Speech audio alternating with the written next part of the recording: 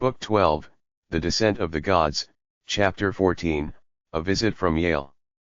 Yulan Calendar, Year 10,034. June. The flames of war erupted once more in the Yulan continent. The Yulan Empire, O'Brien Empire, and Barak Empire formed an alliance and began to launch a large-scale war, the likes of which hadn't been seen for millennia, against the weaker Rohald Empire, Rhine Empire, Holy Union, Dark Alliance, and Great Plains of the Far East. The spiritual leader of the Great Plains of the Far East, the war saint Tulili, having already received the warnings of the war god and the high priest, knew that he was not to go against these plans. In addition, Tulili owed a debt to Linley.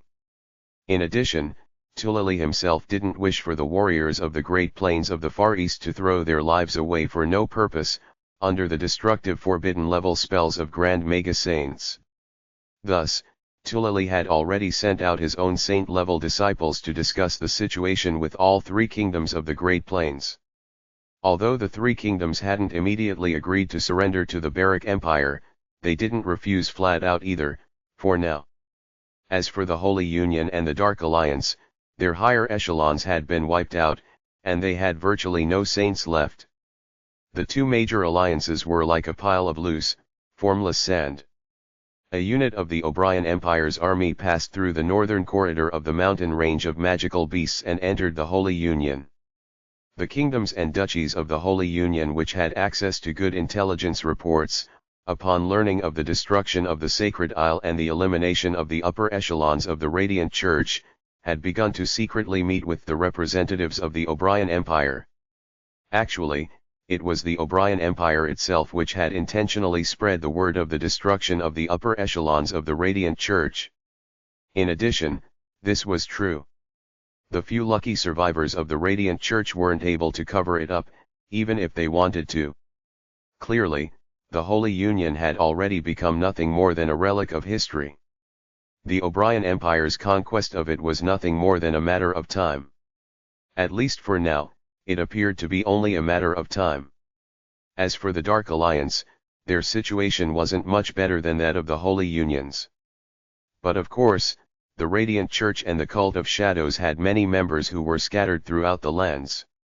Although their headquarters had been destroyed and only a very few saints were left, they still had many of their mid-level managers, most of whom were ordinary mortals. A rule of thousands of years had resulted in these two churches possessing great influence. The remnants of the Radiant Church and the Cult of Shadows, especially the zealots of the Radiant Church, weren't willing to give up. The power of religious faith truly was very strong. By relying on various methods, be it gentle or bloody, the two major churches which had survived for 10,000 years were able to somewhat stabilize their internal situations. They wanted to prepare to do battle against the Yulan Empire and the O'Brien Empire. Until the last moment came, they didn't want to give up. At the base of the mountain range of magical beasts, on a desolate road in the southeast administrative province of the O'Brien Empire, a strange person covered in a green cloak was standing amidst the desolate road, staring at his surroundings. The only thing that could be seen from within those two long sleeves was a pair of chicken claw-like fingers, which demonstrated that this person should be an extremely old man. Only, his eyes were an oily green color, like the eyes of a wolf in the night. Behind him, there were a total of 9 figures covered in silver cloaks. These voluminous silver cloak-covered figures were all standing behind the old man respectfully like servants. Yulan Continent. So this is the Yulan Continent, the ancient, low voice rang out from the old man dressed in the green cloak. Cough, cough, the sound of coughing could be heard. This green-robed old man seemed to be rather frail. Suddenly, 2 youths riding handsome horses appeared, galloping across the desolate road. For some reason, when the 2 youths saw the green-robed man and those 9 mysterious silver-cloaked men, they felt a cold shiver in their hearts. These 2 youths consciously decided to pull their horses aside, planning to leave from the other side of the road at high speed. They didn't want to get too close to these seemingly mysterious people. Humans, seeing the 2 youths, the green-robed old man's oily green eyes flashed. He was so skinny that nothing more than a layer of skin was left on his bones, and when his bony, claw-like hand stretched out, a strange, invisible force suddenly bound those two youths. Ah! Ah! The two youths felt that they could no longer move, and then, they began to fly up in the air, their bodies no longer under their own control. They shot out like arrows towards that green-robed old man, causing them to scream in terror. Crunch! Crunch! His two hands gripped the skulls of the two youths, who instantly began to quiver and shake, their bodies spasming as though they were having a seizure.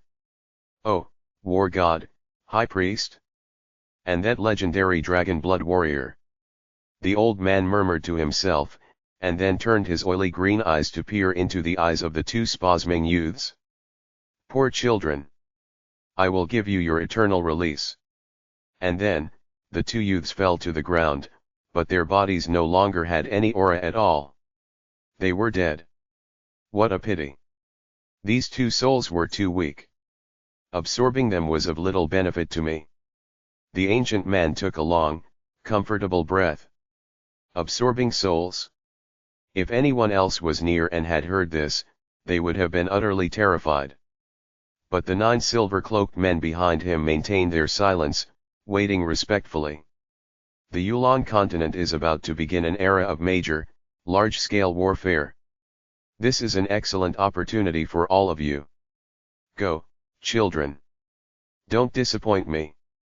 The ancient voice of the green-robed old man rang out, and the 9 silver-cloaked figures all fell to one knee. Yes, Grand Warlock. And then, swoosh swoosh. The 9 silver-cloaked figures transformed into 9 silver dots, disappearing into the horizon. They were so fast that if Linley and Desri had seen them, they would have felt astonished. Yulan continent. 10,000 years, it has changed so much. The green-robed old man let out a quiet sigh. First, recover my strength. When I have the chance, then I'll go pay a visit to Lord Beirut. And then, with a movement, the green-robed old man transformed into a blur and disappeared. Barrack Empire. Dragon Blood Castle. The main hall. Big Brother Yale, you came at an unfortunate time. A few months ago, my big brother started to engage in closed-door training. Warden said helplessly towards Yale, who had come to visit. Third bro is in meditative training again. Yale frowned. What's wrong? Is there some problem? Why don't you talk to me about it? I might be able to help. Warden said with a laugh. He knew exactly how close Yale and Linley were, and so Yale's affairs, he naturally would get involved in. Yale hesitated for a moment, then said, Warden, can't third bro come out and have a quick meeting with me? Warden said apologetically, Big Brother Yale, I am sorry, truly. This closed-door training session is different from the previous ones. This one is rather important. Before beginning his training, my big brother had already issued an order that unless something extremely important came up, we were definitely not to permit anyone to disturb him. Actually, even if I agreed to let you see my big brother, we would still need to get the permissions of Mr. Zisler and the others as well. Dragon Blood Castle viewed Linley's training as an issue of paramount importance. No matter how close one's relationship with Linley was, they definitely wouldn't be permitted to go meet with Linley unless there was absolutely no other recourse at all. If that's the case, Yale paused for a moment. Then Warden, I won't disturb third bro anyhow. I have some other affairs to attend to. I'll leave for now. Yale said. As far as Dragon Blood Castle was concerned, Yale's visit was just a small affair. No one paid much attention to it. The next day. The imperial capital of the Barrack Empire. The Imperial Palace. Sina strode into the flower garden, smiling towards Yale who was waiting for him there. Chairman Yale, I am truly sorry to have made you wait for so long. Chairman Yale, please, sit. Sina, upon hearing that Yale had come to visit, had immediately put down everything he was working on to come meet Yale. After all, Sina knew how close Yale and Linley were as well. Emperor Sina, I was in no rush. Your matters are of more importance, your Imperial Majesty. Yale said with great modesty. Although when Sina was young, Yale had met him and played with him while meeting Linley, Sina was now the emperor of an empire. Within the imperial palace, Yale's attitude still had to be very respectful and modest. Chairman Yale, don't stand on so much ceremony. Why are you standing on so much ceremony with me? Sina chortled. Speak, what is it? If I can help, I definitely will. Yale said, then, Emperor Sina, I'll speak plainly. My visit this time is to request your help, Emperor Sina. Emperor Sina, you are currently beginning large-scale warfare against the Rohald Empire, are you not? And you are winning a series of battles. Right. Sina nodded slightly. He was wondering why Yale mentioned this. I have a request that is perhaps a bit excessive. Yale said. Oh. Sina looked at him. Yale chuckled, then said, this is the situation. I know that the alliance of your three major empires has the goal of completely conquering your opponents. These battles will definitely be very fierce, and I also trust that your Barak Empire will have captured many of the enemy's soldiers. That is correct. What of it? Sina looked at him. It was normal to capture the enemy's soldiers in warfare. In addition, the goal of this war was to conquer the entire Rohald Empire. How could the imperial clan of the Rohald Empire submit to them? Naturally, they would fight back. Emperor Sina, the vast majority of those enemy soldiers that you've kidnapped will be used as slaves. I would like, Emperor Sina, to ask if you would be willing to sell all of the soldiers you've kidnapped to my Dawson conglomerate.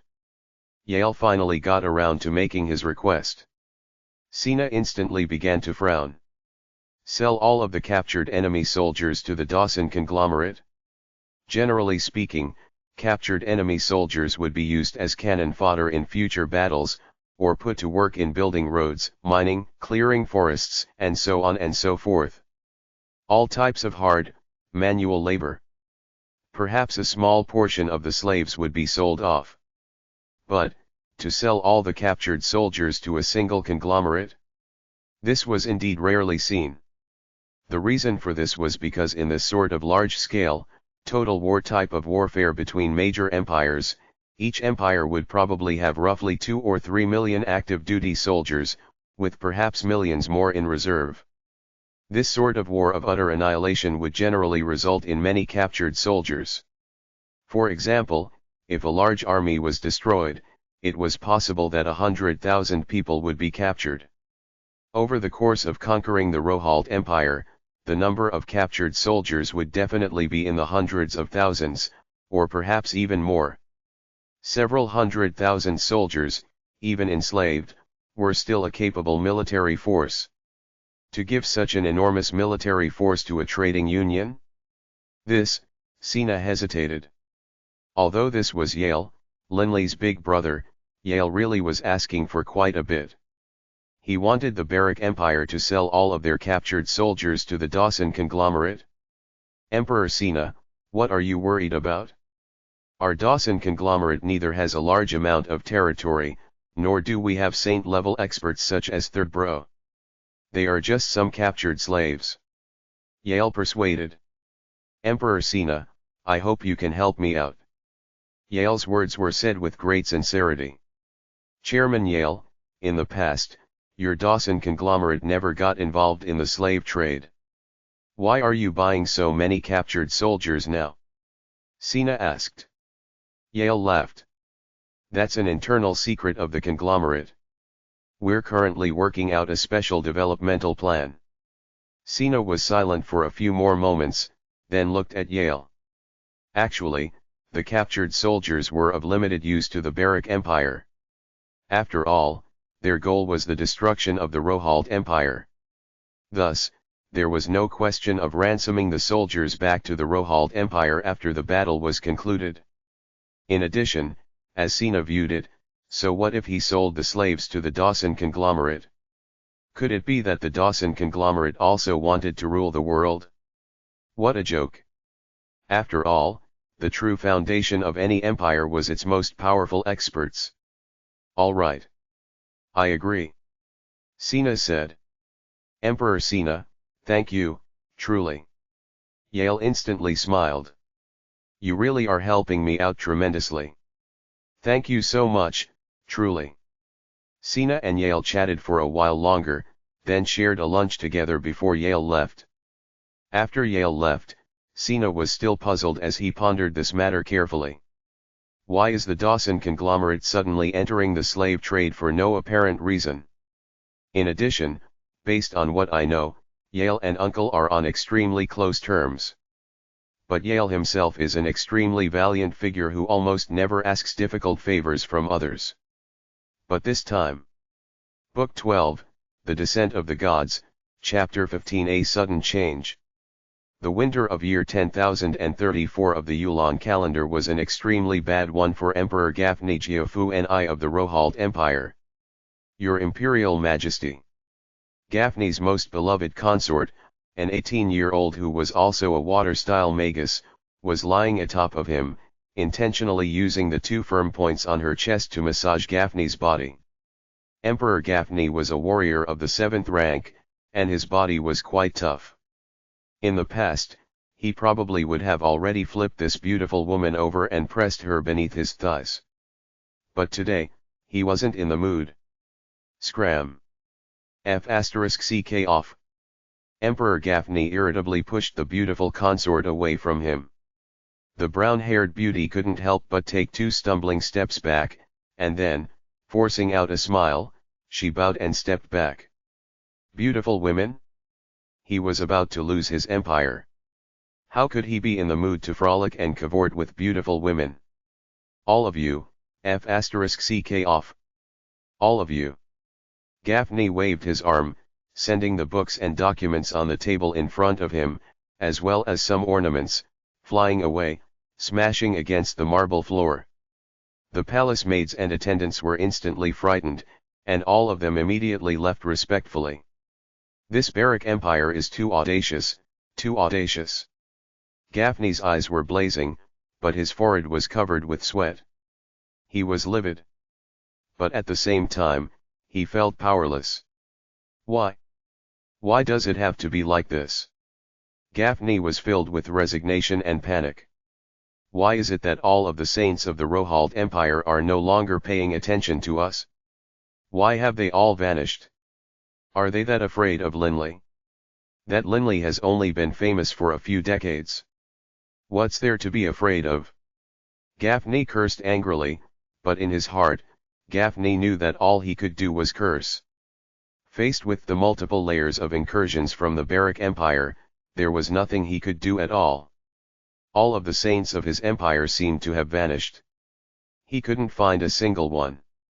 That one and only saint who was loyal to the imperial clan had been smashed into meat paste by a single tail swipe on the field of battle from a saint-level tyrant Wyrm. He had no saints at his disposal. What to do? What to do? Is my Rohald Empire going to be destroyed, just like this? Gafni truly had no idea what he should do. Ever since the news had spread that the Yulan Empire, the O'Brien Empire, and the Barak Empire had formed an alliance, many of the saints of the Rohald Empire had vanished. After all, these saints all understood that the alliance of these 3 empires represented an alliance between the war god, the high priest, and Linley. Not long ago, Linley had destroyed the Radiant Church's sacred isle. Perhaps ordinary people weren't aware of this, but virtually all of the saints had been made aware of this. Even the Radiant Church, whose roots were ancient and deep, had been destroyed. The saints of the Rohald Empire knew that resistance meant nothing more than death. Naturally, none of them were willing to meet with Emperor Gafni, nor obey his commands. With the Rohald Empire no longer having any saints, the outcome of the battle had naturally swayed strongly in Linley's favor. The empire has been in existence for thousands of years. Can it be that it is going to collapse during the reign of myself, Gaffney? Gaffney was in agony. This afternoon, he had just received the news that yet another city had been conquered by the Barak Empire. Although the armies had done their best to defend, the enemy had 3 saint-level dragons. Although the saint-level dragons hadn't actually attacked much, with but a lazy flyby, they had killed 3 of the Rohald Empire's leaders. Naturally, the morale of the Rohald Empire had tumbled, and many soldiers, seeing the saint-level dragons, had been so frightened that their legs had gone soft. How were they supposed to fight a battle like this? "You are Gaffney, right?" A hoarse voice rang out in the study. Gaffney, who had been in the middle of venting his anger, was instantly frightened so badly that his heart clenched. This was his personal study, and the door to it was shut and surrounded by guards. The door wasn't open, and it hadn't budged at all. But someone was inside the study. Gaffney suppressed his terror and turned to look at the source of the voice. There were 2 skinny men dressed in short-sleeved clothes. Being dressed in short sleeves despite it being winter was of no surprise. After all, as a warrior of the 7th rank, he could do that as well. But what shocked Gaffney was that these 2 men's eyes seemed to be filled with a fierce, devouring gaze. Although the 2 men hadn't acted, in but an instant, they saturated the room with a cold, cruel, vicious aura. How did you get in here?" Gaffney said in terror. "How did we get in here?" A skinny, bald man said with a sneer. "Easy. We killed the guards outside, then opened the door, came in, then closed the door. As easy as that. Opened the door, closed the door." Gaffney couldn't believe it. He was in the study, but he hadn't noticed the door being opened or shut. Gaffney's heart was filled with terror. The cruel, killing aura these 2 men emanated made him wonder, could it be here that they are here to kill me? They are here at Linley's command. As Gaffney saw it, perhaps only the legendary Linley was capable of ordering experts both powerful enough and willing to come here and kill him. "Gaffney, listen closely," the skinny bald man said with a cold laugh. "The arrival of us 2 brothers is your good fortune." "Good fortune my ass. This is terrible." Gaffney secretly cursed, but he didn't reveal a hint of displeasure on his face. He was afraid that if he angered these 2, they really would kill him. The other skinny man had a head of short golden hair that looked as hard as nails. The golden-haired man glanced at Gaffney, then said coldly, "We 2 brothers have very simple conditions. First, confer upon us the rank of dukes. And then, you can casually assign us a few thousand palace maids and servants for us to use as we please. Naturally, we 2 brothers will then dispose of those 3 irritating saint-level dragons for you." Gaffney rubbed his eyes, staring at the 2 men in front of him in shock. He was rather stunned. "Didn't you hear me?" the skinny bald man barked angrily. The 2 brothers had lived in thousands of years in the Gabados planar prison, a life that was worse than that of a dog's. In the Gabados planar prison, peak saints were the weakest creatures there. They had lived a life of battle and fear. For each day they survived, they would fear that the next day would bring death. This was because the Gabados planar prison had no natural elemental essence at all. The energy that they used up couldn't be replenished at all. The only method of recovering energy was to kill other experts, then absorb the energy within the bodies of those experts. Saints engaged in constant slaughter against each other. As for deities, if they encountered one, they could only obey the orders of the deities while being terrified. Deities could devastate them, not giving them the slightest chance to fight back. In addition, the natural environment of the Gabados planar prison was itself extremely dangerous. If one wasn't careful, one would easily die. A life worse than a dog's. Countless battles. Their mind always stretched to the point of snapping. Not just them, even the deity-level expert, Dylan, had felt miserable there. To saints, it was absolute torture. But now, within the enormous Gabados planar prison, they had been lucky enough to discover a barely noticeable dimensional thinness and managed to force their way out. They had returned to the mortal realms. The 5,000 years of life worse than a dog's had come to an end. It had only driven them insane. What they now wanted was to lord over others, to force others to do their will, to live the life which men were meant to live. Milords, are you saying, that if I give you dukedoms, a few thousand palace maids and attendants, you'll dispose of that saint-level dragon? Gaffney could scarcely believe it. He felt as though the heavens had dropped a miracle right into his lap. Right. What, are you unwilling? The bald, thin man frowned. Willing? How could I be unwilling? Gaffney said hurriedly. Milords, please don't worry. Just a few thousand palace maids and attendants. No problem. Even if you want 10,000, it still wouldn't be a problem. A dukedom? Even if you want a princedom, that would be fine. Good heavens! His Rohald empire had been devoured day by day, and was on the road to destruction. Now 2 experts had come to serve him. Was there anything Gaffney wouldn't be willing to give up to employ them? How much would it cost for him to give up 10,000 palace maids and attendants, even if he had to go to a slave market to buy them? Excellent. Both men revealed smiles on their faces. But milords, those 3 saint-level dragons are extremely powerful, and behind them, there is an extremely powerful saint known as Linley. Gaffney looked carefully at the 2 men in front of him. He was afraid that these 2 men wouldn't be able to defeat Linley's side. After all, Linley's actions had been simply too amazing, especially his destruction of the Sacred Isle. Linley? What's a Linley? The short, golden-haired man said disdainfully.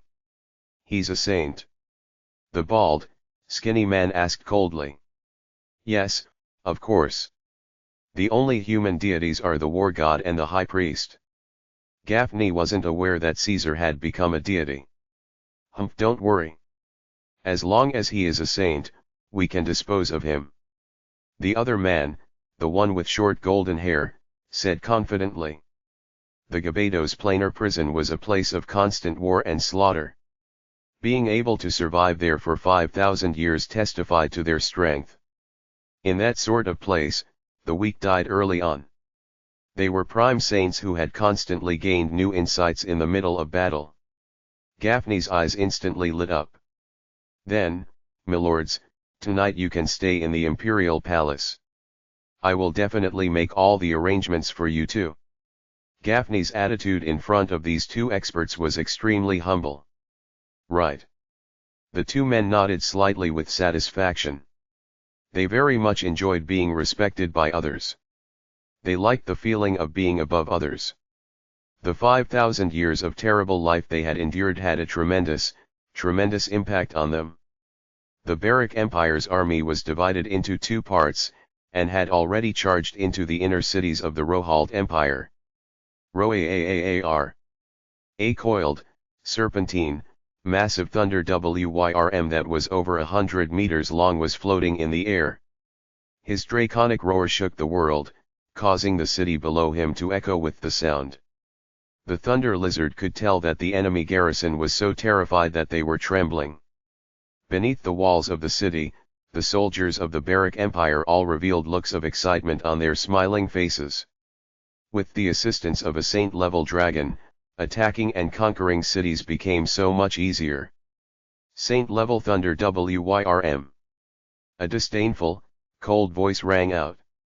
A thin, bald man wearing an immaculate golden robe suddenly flew out from the city below. The vicious aura he naturally emanated surrounded him as he stared at the nearby, hovering saint-level thunder lizard. A saint-level expert appeared. The saint-level thunder lizard was actually quite surprised.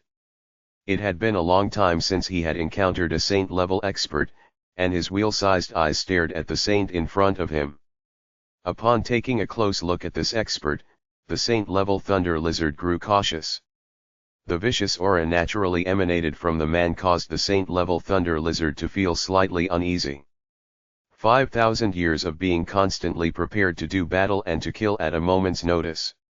After 5,000 years, they naturally would emit this sort of vicious aura. Go back and tell Linley that he needs to know his own limits and to be a good boy and call off his armies. Otherwise, the bald, skinny man's voice rang out like thunder. Clearly, he didn't view Linley as worth of respect at all. Every single saint you send, I will kill. Shut your mouth. The saint-level thunder lizard roared angrily. The soldiers of the Barrack Empire were furious as well. In their hearts, Linley was invincible. HRMPH the bald, skinny man let out a cold laugh, and then transformed into a streak of lightning, charging at the thunder lizard. The saint-level thunder lizard, bellowing, also transformed into a streak of blue lightning and charged towards the man. In mid-air, the man and the magical beast, those two saints, struck against each other. The saint-level thunder lizard's strongest point was its speed. It was on par with BB. Laughable. A disdainful call. The bald, skinny man struck out with his right leg in a massive blow, slamming his leg down viciously like a giant knife against the draconic tail of the saint-level thunder lizard. The sound of bones breaking could be heard. The bones of the saint-level thunder lizard's tail actually shattered, while the enormous body of the thunder lizard was kicked down, smashing into the ground like a meteor. Bang! The earth shook. The saint-level thunder lizard created a massive crater and cracks in the ground as it smashed into the earth. Die! The bald skinny man charged down from mid-air. Swoosh! The saint-level thunder lizard's body flashed. Instantly rising into the air and then fleeing towards the north, blood dripping down from its tail. The bald, skinny man landed in the crater, watching as the saint-level thunder lizard fled. Its speed isn't bad. A pity that it is so weak. It couldn't even take a single blow from me. The bald man said disdainfully. How many saints had he slaughtered in the Gabados planar prison? He didn't pay any attention to the little bit of power the thunder lizard had. Book 12, The Descent of the Gods, Chapter 16. 5 years. The war between the Barrack Empire and the Rohalt Empire entered a paused state. Father, everyone, what do you think we should do?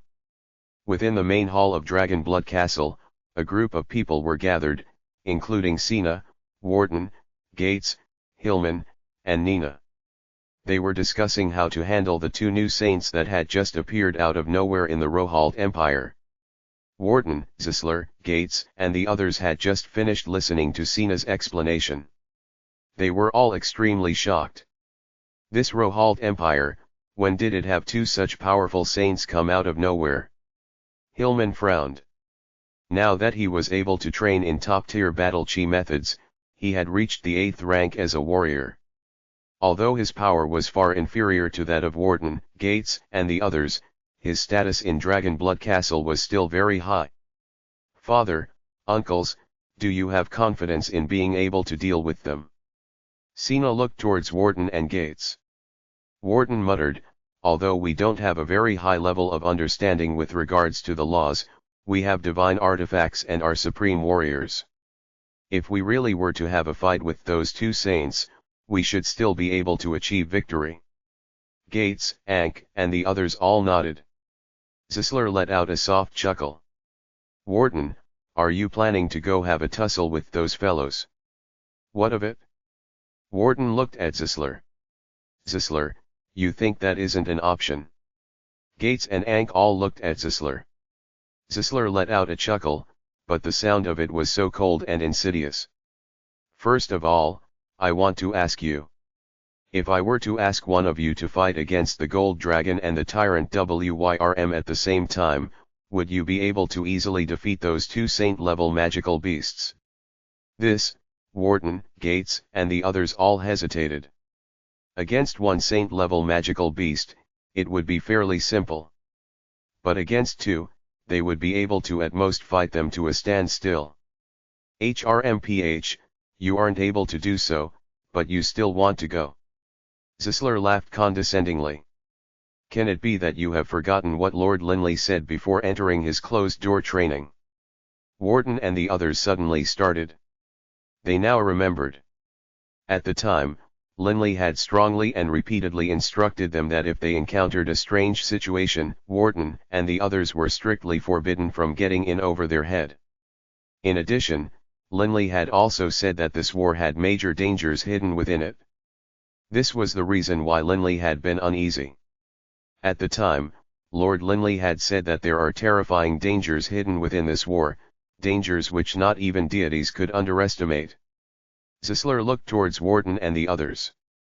You said that you didn't understand how this seemingly simple war with a fixed outcome could have dangers hidden in it, right? Well, now you know. At the start of the war, not even Linley had known what the dangers were, exactly. Only, because of Lord Beirut's warning, Linley felt uneasy, so he warned Wharton and the others as well. Wharton and the others hadn't understood. They had felt that there shouldn't be any unexpected occurrences to this war. Mr. Zisler, what do you intend, then? Sina frowned. Wharton, Gates, and the others were all somewhat secretly shocked. You need to use your brains. There's only a few saints in the Yulan continent. The likes of Lord Linley and Lord Desri should know about even those who are training in seclusion, right? But both of them said that the Rohalt Empire has no top-class saints. So where did those two saints come from? Zisler said. They suddenly appeared, and caused the war to grind to a halt. Zisler laughed coldly. Clearly, the hidden dangers within this war are already beginning to reveal themselves. Then right now, Wharton looked towards Zisler. He remembered what Linley had told him. If they encountered any major event, they were to discuss it with the highly experienced Zisler. Zisler said calmly, it is simple. Don't be in a hurry to go deal with those two saints. Lord Linley also said that in this war, our goal isn't necessarily to totally dominate the other empires. It is fine if we take over a bit less land. The most important thing is, we have to protect ourselves. Everyone nodded slightly. Wharton said in a low voice, fine. For now, let's watch and see what is hidden within this war. If we encounter any major, critical circumstances, let's not get in over our heads. At that time, it's best if we go ask Lord Linley for help. Zisler said. But of course, right now, Lord Linley has only been training for half a year, and the situation isn't too severe yet. There's no need for us to go disturb Lord Linley. Time flowed like water. In the blink of an eye, Linley had been in training for 5 years. During these 5 years, the Yulan continent was secretly in a state of utter chaos. The Barak Empire, the Yulan Empire, and the O'Brien Empire's wars had all ground to a halt, and even the Holy Union and Dark Alliance had mysterious experts appear within them. These mysterious experts were exceedingly powerful. The wars had ground to a halt. Yulan calendar, year 10,039. Winter. The dark winter night was exceedingly cold.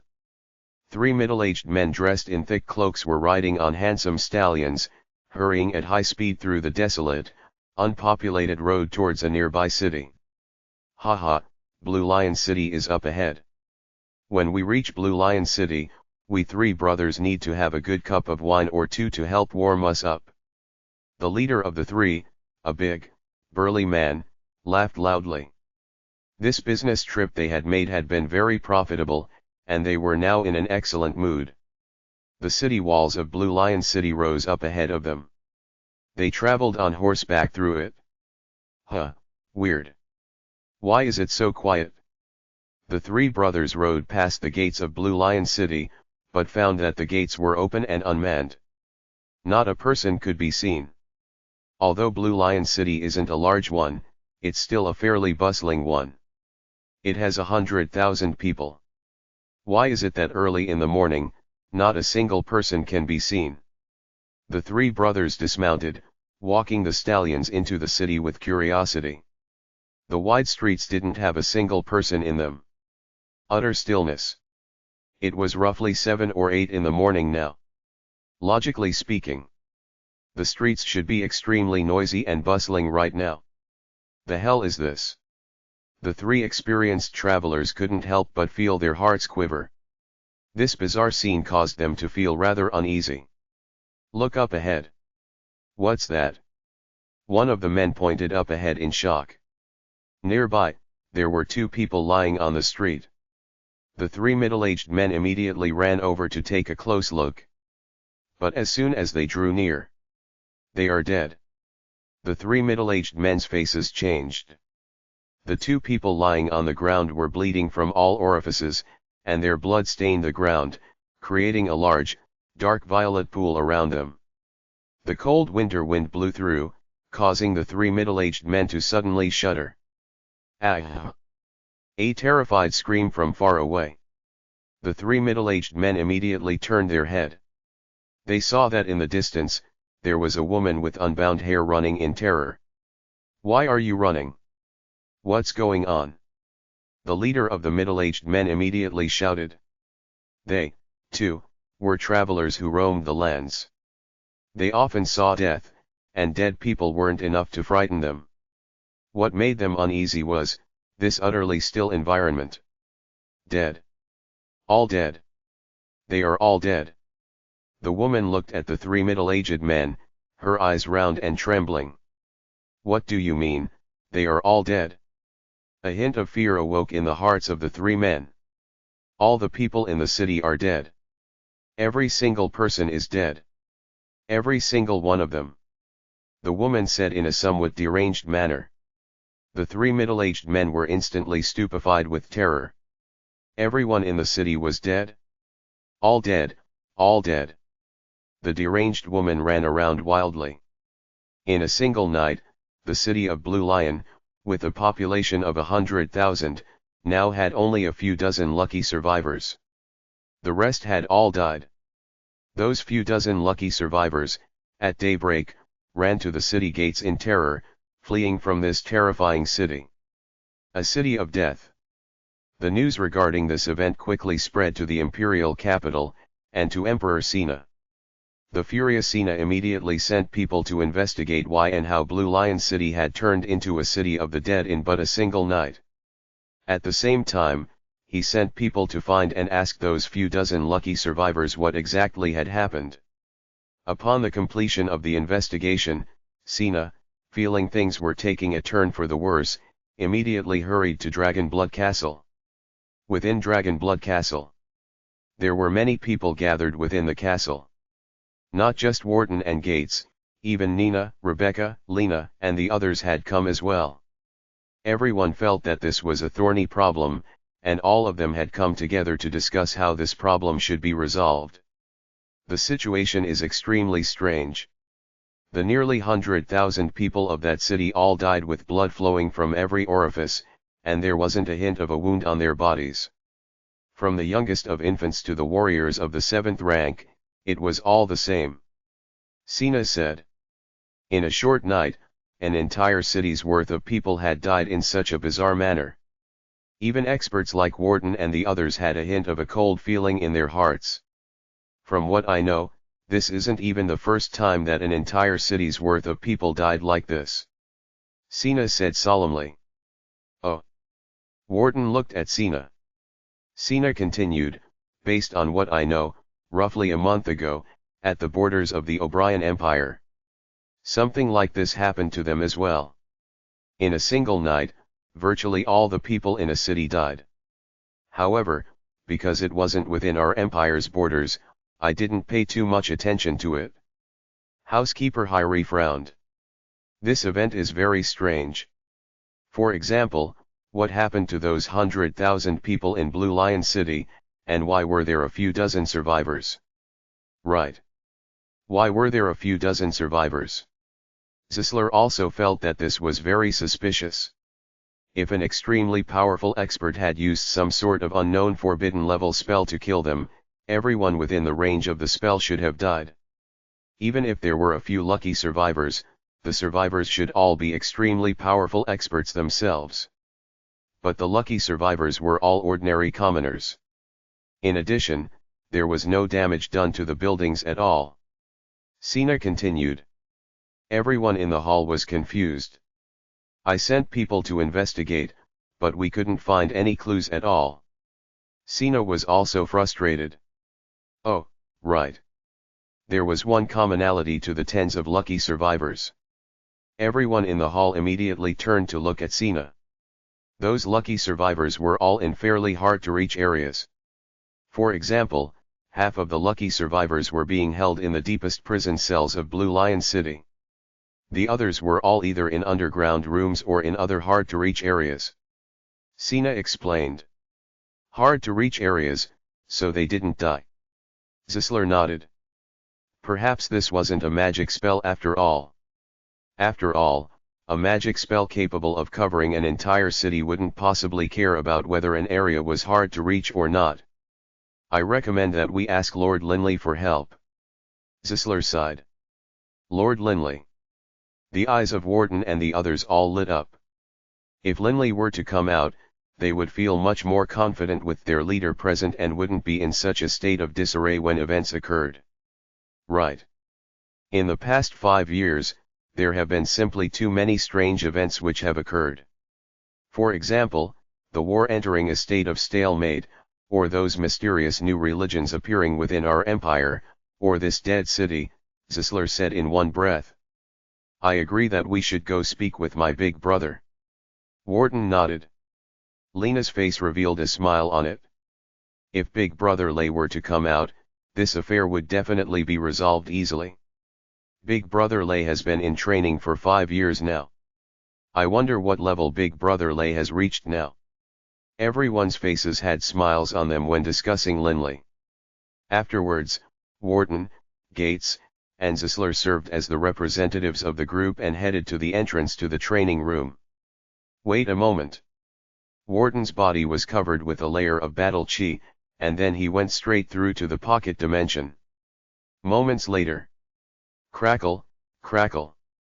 A few moments later, passing through those clashing attacking energy streams, Warden and Linley, dressed in a sky blue robe and with his hair unbound, stepped out.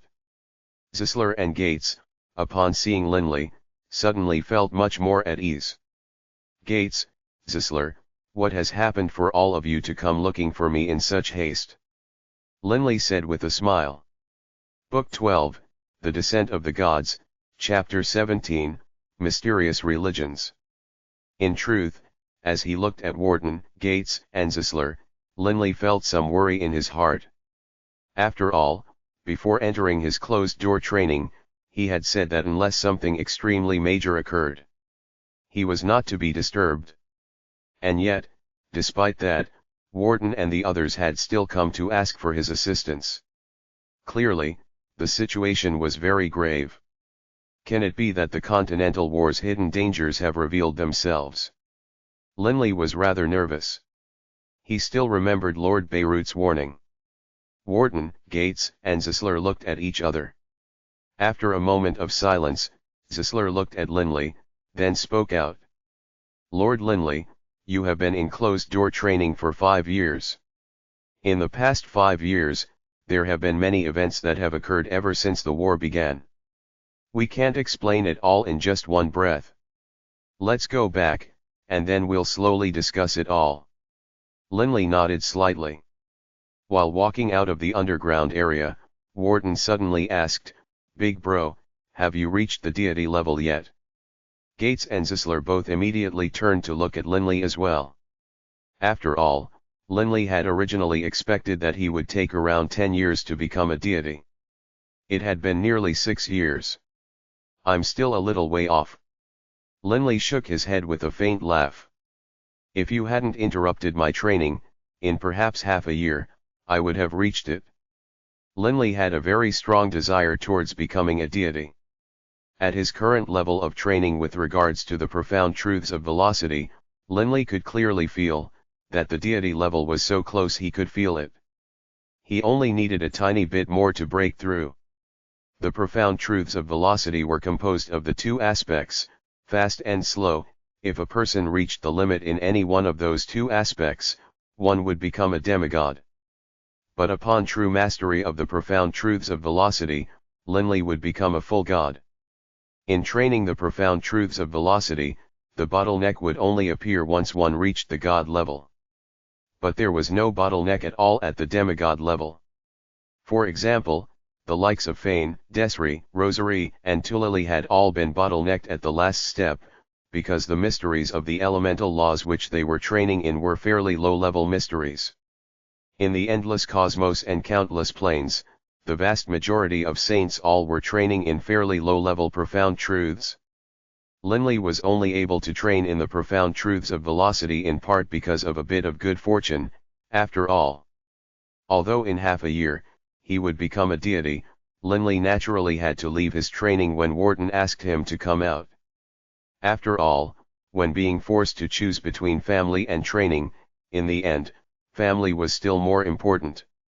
If his family and friends ran into any difficulties, how could Linley pay them no mind at all and continue to train to become a deity? Within the main hall of Dragonblood Castle, many people were gathered here. Linley quietly sat in the primary seat, listening carefully to Wharton's explanation of the events that had occurred in the past 5+ years. Many top-tier saints have appeared. As Linley listened to Wharton describe the course of battle and how these terrifying experts had come out of nowhere, he wouldn't help but begin to worry. According to what Wharton and the others are saying, most of these are above the power of supreme warrior saints, and are even comparable to the likes of Desri and Tulili. Linley could immediately judge the situation accurately. It must be understood that normally speaking, supreme warrior saints should be considered amongst the most powerful saints in the land, second only to the likes of prime saints. Supreme warrior saints were roughly on par with the likes of the deceased Haydns, Asano, and the others. Speed comparable to the saint-level Thunder Lizard, but able to defeat it in one blow. Even Linley was amazed at the power of those two saints who had appeared in the Rohald Empire. Many experts on the level of Desri and Rutherford have all appeared. This, Linley was somewhat puzzled. In the past 5 years, so many mysterious new saints had appeared, and all of them were very strong. It seemed as though almost all of them had the power of a prime saint. This can't be right. Linley frowned. These experts definitely weren't present in the past. If they existed, they definitely wouldn't have escaped the notice of the likes of the war god. Linley was very certain about this point. But since they couldn't have been present in the past, then clearly, these experts should have arrived in the Yulan continent in the past 5 or so years. Experts from foreign planes. Linley was shocked at his own hypothesis. Wait, that shouldn't be right either. Linley instantly refuted his own theory. So what if they come from other planes? Could it be that all of the experts in other planes are at the prime saint level? To the other planes of the universe, the Yulan continent was also a foreign plane. It wasn't strange for these experts from foreign planes to be strong, but still, they shouldn't all be so powerful. Big bro, also, in this period of time, there has been a mysterious new religion that has sprung up in the Barak Empire. They follow a god who is known as Muba. Wharton said with a frown. Big bro, long ago, you said that no religions were to be permitted within the borders of our empire. We worked hard to stamp out these churches, but we aren't able to. Wharton shook his head. Hearing this, Linley's face instantly changed. A mysterious religion? Who needed the power of faith? The answer, without question, was a deity. Continue. Linley immediately looked at Wharton. Why are you unable to stamp out this religion? Wharton nodded and continued. First of all, this church has hidden experts. In addition, this religion really does have some ability. They are able to produce miracles. Because of the appearance of these miracles, within the borders of our Barak Empire, there are many people who truly have begun to believe in and worship this god, Muba. Miracles. Linley's face instantly turned white. What is it, big bro? Wharton, Gates, Ank, and the others all looked at Linley in confusion. Linley, because he was almost at the point of becoming a deity, often discussed deity-level experts with Desri and the others. Thus, he knew very well that the power of faith was extremely useful to deities. That was why the likes of the war god, in the O'Brien Empire's territory, only permitted his citizens to worship himself, the war god.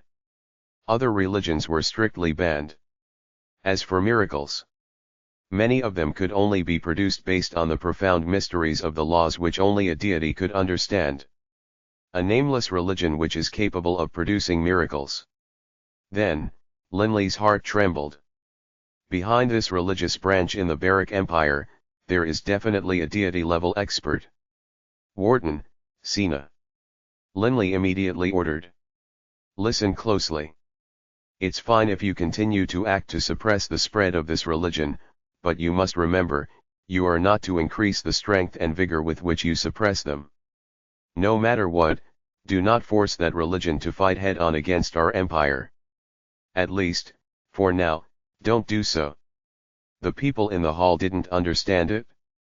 After all, aside from Linley, how long had the likes of Gates and Wharton been at the saint level? Even Zisler, despite being experienced, only had worldly experience as well as experience with regards to necromantic magic. His understanding of deities was far inferior to Linley. All of you, remember what I just said? Linley said seriously. Yes. Wharton, Sina, and the others still immediately responded in the affirmative. They definitely would not violate Linley's orders. Only now did Linley let out a secret sigh of relief. The opponent was a deity-level expert. There was no doubt about it at all. After all, until one reached the deity level, the power of faith was utterly useless. Since the opponent was a deity, Linley naturally didn't want to offend him. Even after Linley himself became a deity, he wouldn't want to casually become enemies with the opponent. After all, Linley would only be a new demigod. How long ago had the opponent reached godhood? There was no way for Linley to know. Big brother, recently, there has been an astonishing news circulating in our Barak Empire. In the city of Blue Lion, Wharton began to discuss the City of the Dead event, while at the same time explaining some of the stranger aspects regarding the deaths of the people in the city. Hearing this story, Linley was puzzled as well, while at the same time, he grew cautious. An entire city's worth of people had died in a single night. This was even more nerve-wracking than slaughter on the battlefield. After all, it was just too bizarre. In the entire main hall, everyone else felt helpless. After all, they had no clues at all. In addition, there were currently too many mysterious experts in the Yulan continent.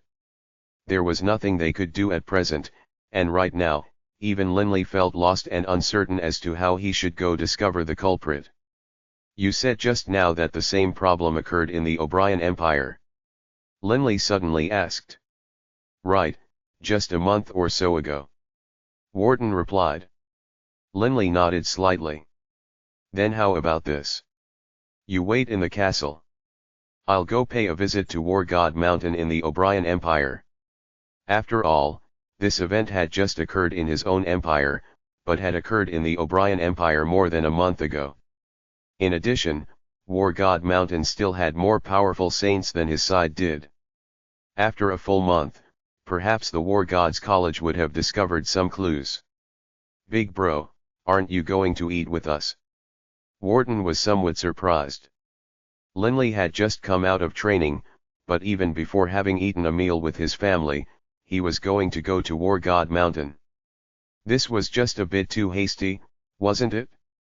No need. Linley had already made up his mind. After resolving this affair, he would go back to his closed-door training. After all, Linley really was extremely close to breaking through to the deity level. At this point in time, it was dusk. A faint, indistinct blur slashed through the air above Dragon Blood Castle, disappearing into the endless western horizons. Lord Beirut really did speak truly.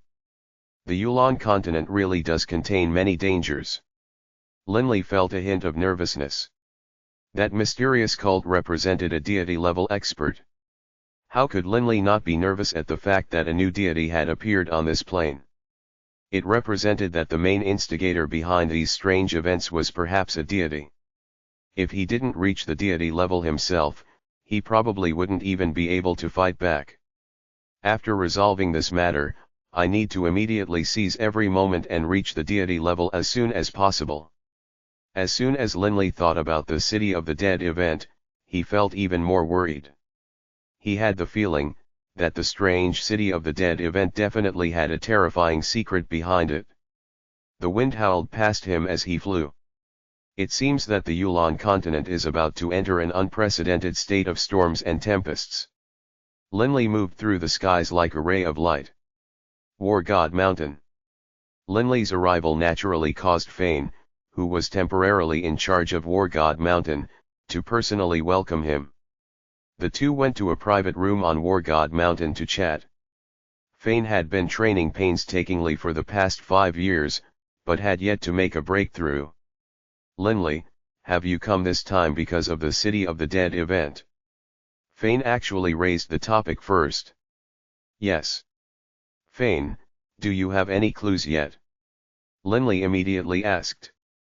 Fane couldn't help but show a hint of a bitter smile on his face. During the past month, he had naturally been worrying over the City of the Dead event in the O'Brien Empire. After the same event occurred in the Barrack Empire, he naturally quickly knew of it, as he had been paying special attention to this problem. I do have one clue. Fane said with resignation. This mysterious expert, moving at high speed, killed all the people in the city in one night, one after the other. Oh! Linley was startled. One after the other. Saints could indeed kill 100,000 people very quickly. If they raised to the limit, most likely all the people in the area they passed through would instantly die. To a saint, traveling hundreds of meters in a second and killing dozens of people in that second was easily done. To kill 100,000 people, just an hour or two would be enough. If it was a saint on Linley's level who was doing it, he would probably be even faster. Why did he do this? Linley didn't understand. Saints did have this sort of power, true, but to a saint-level expert, what would be the point of killing so many commoners? In addition, not only was it pointless, once it was discovered, it would result in distaste and revulsion from other saints, who might even jointly act against the culprit. I don't understand either. Fane shook his head. Actually, we only have this clue because of a stroke of good fortune. When my 8th Marshal brother was flying about, he encountered a mysterious, silver-robed person murdering people in a city. Enraged, he immediately attacked, but unfortunately, that silver-robed expert didn't fight back. He immediately fled. The silver-robed expert was very fast, and even my 8th Marshal brother wasn't a match for him in speed. But by then, the silver-robed man had already killed several thousand people, and those several thousand victims' manners of death were identical to those in the City of the Dead. Linley nodded slightly. The 8th personal disciple. For him to be ranked so high. He clearly was an expert who had trained in the War Gods College for thousands of years. HRM. Linley and Fane simultaneously turned to stare towards the northeast. A terrifying wave of energy was currently spreading out from far away in the northeast. Although the powerful energy wave, after having traveled 10,000 kilometers, was almost undetectable by now, how could it escape the attention of the likes of Linley and Fane? They could sense the battles of saints from thousands of kilometers away. How could they possibly miss noticing this utterly, terrifyingly powerful energy wave? To the likes of them, that sort of terrifying energy wave was as noticeable as the sun appearing in the middle of the night. What just happened? Fane said in shock. But just as he spoke, the expressions on his and Linley's faces froze. All saints and deities who engage in wanton slaughter in the 18 northern duchies, or disturb the peace of the forest of darkness, shall all be killed without hesitation. A hoarse voice instantly rang out in the minds of every single saint and deity in the Yulan continent. All the experts instantly became speechless with shock. Book 12, The Descent of the Gods, Chapter 18, Guidance. Within a cold, dark underground room. A freezing, sea-green glow was faintly flickering within this room. A blurry, indistinct figure garbed totally in darkness was seated in the meditative position. In front of him, there was an enormous crystal the size of a person's head, which was flashing a gloomy green light.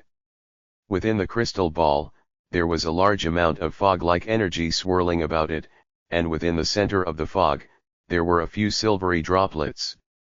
The hazy glow which the water crystal was giving off was just enough to illuminate the ancient face of the mysterious person in the room. His face was so old that it looked like a layer of wrinkled skin had been pasted onto a skull. He was so thin, he was skeletal. But his two cold, insidious eyes flashed with green light, making him look so sinister. He looked like a knife that was covered with poison, a soul-freezing sight to behold. HRM. The green light in the ancient man's eyes suddenly glowed more brightly. A long time later. What is going on? Since when did Lord Beirut declare the 18 northern duchies a forbidden area as well? The skeletal old man muttered to himself, it seems Lord Beirut wants to make a show of force. It's best not to irritate him. Whoever does end up irritating him will most likely turn into the chicken in the phrase, killing a chicken to frighten the monkeys. Only, what a waste of a silver-robed guardian of mine. However, if this refining process is a success, it'd be worth it even if I lose all 9. The skeletal old man stared at the crystal ball, like a greedy viper who had just discovered his prey. All of the experts of the Yulan continent, be it the early stage saints, the saints who had escaped from the Gabados planar prison, or even deities, upon hearing the sound of that warning voice, they all felt their hearts tremble and turn cold. Beirut, the king of the Yulan continent. The apocalypse wars of 10,000 years ago had solidified his position. The O'Brien Empire. War God Mountain. That should have been Lord Beirut's voice. Fane frowned. The day before Master went to the necropolis of the gods, he told me that Lord Beirut had spoken mentally to him, forbidding him from going and causing trouble in the Forest of Darkness and the 18 northern duchies. Linley nodded slightly. 5 years ago, Lord Beirut had only transmitted the message to Linley, the war god, and the high priest. As the war god left, he of course had to give the instructions to Fane as well. That powerful energy wave just now, Linley hypothesized. Most likely it was generated from the shock waves of Lord Beirut killing an expert who had dared engage in slaughter in the 18 northern duchies. Linley was shocked at Lord Beirut's decisiveness as well. Clearly, Lord Beirut would show no mercy at all. Right, Linley. Fane's eyes suddenly lit up. Engage in slaughter in the 18 northern duchies? How could ordinary saints so casually engage in slaughter? Tell me, do you think it might be? Linley had the same thought upon hearing this. Are you referring to the culprit behind the City of the Dead, that silver-robed expert? Fane nodded. If this is the case, then that means the culprit has already been destroyed, right? Linley was silent a period of time. Fane, your guess might be correct, but it also might be wrong. Although Lord Beirut created an extremely powerful energy wave, the person he killed might not have been the silver-robed expert.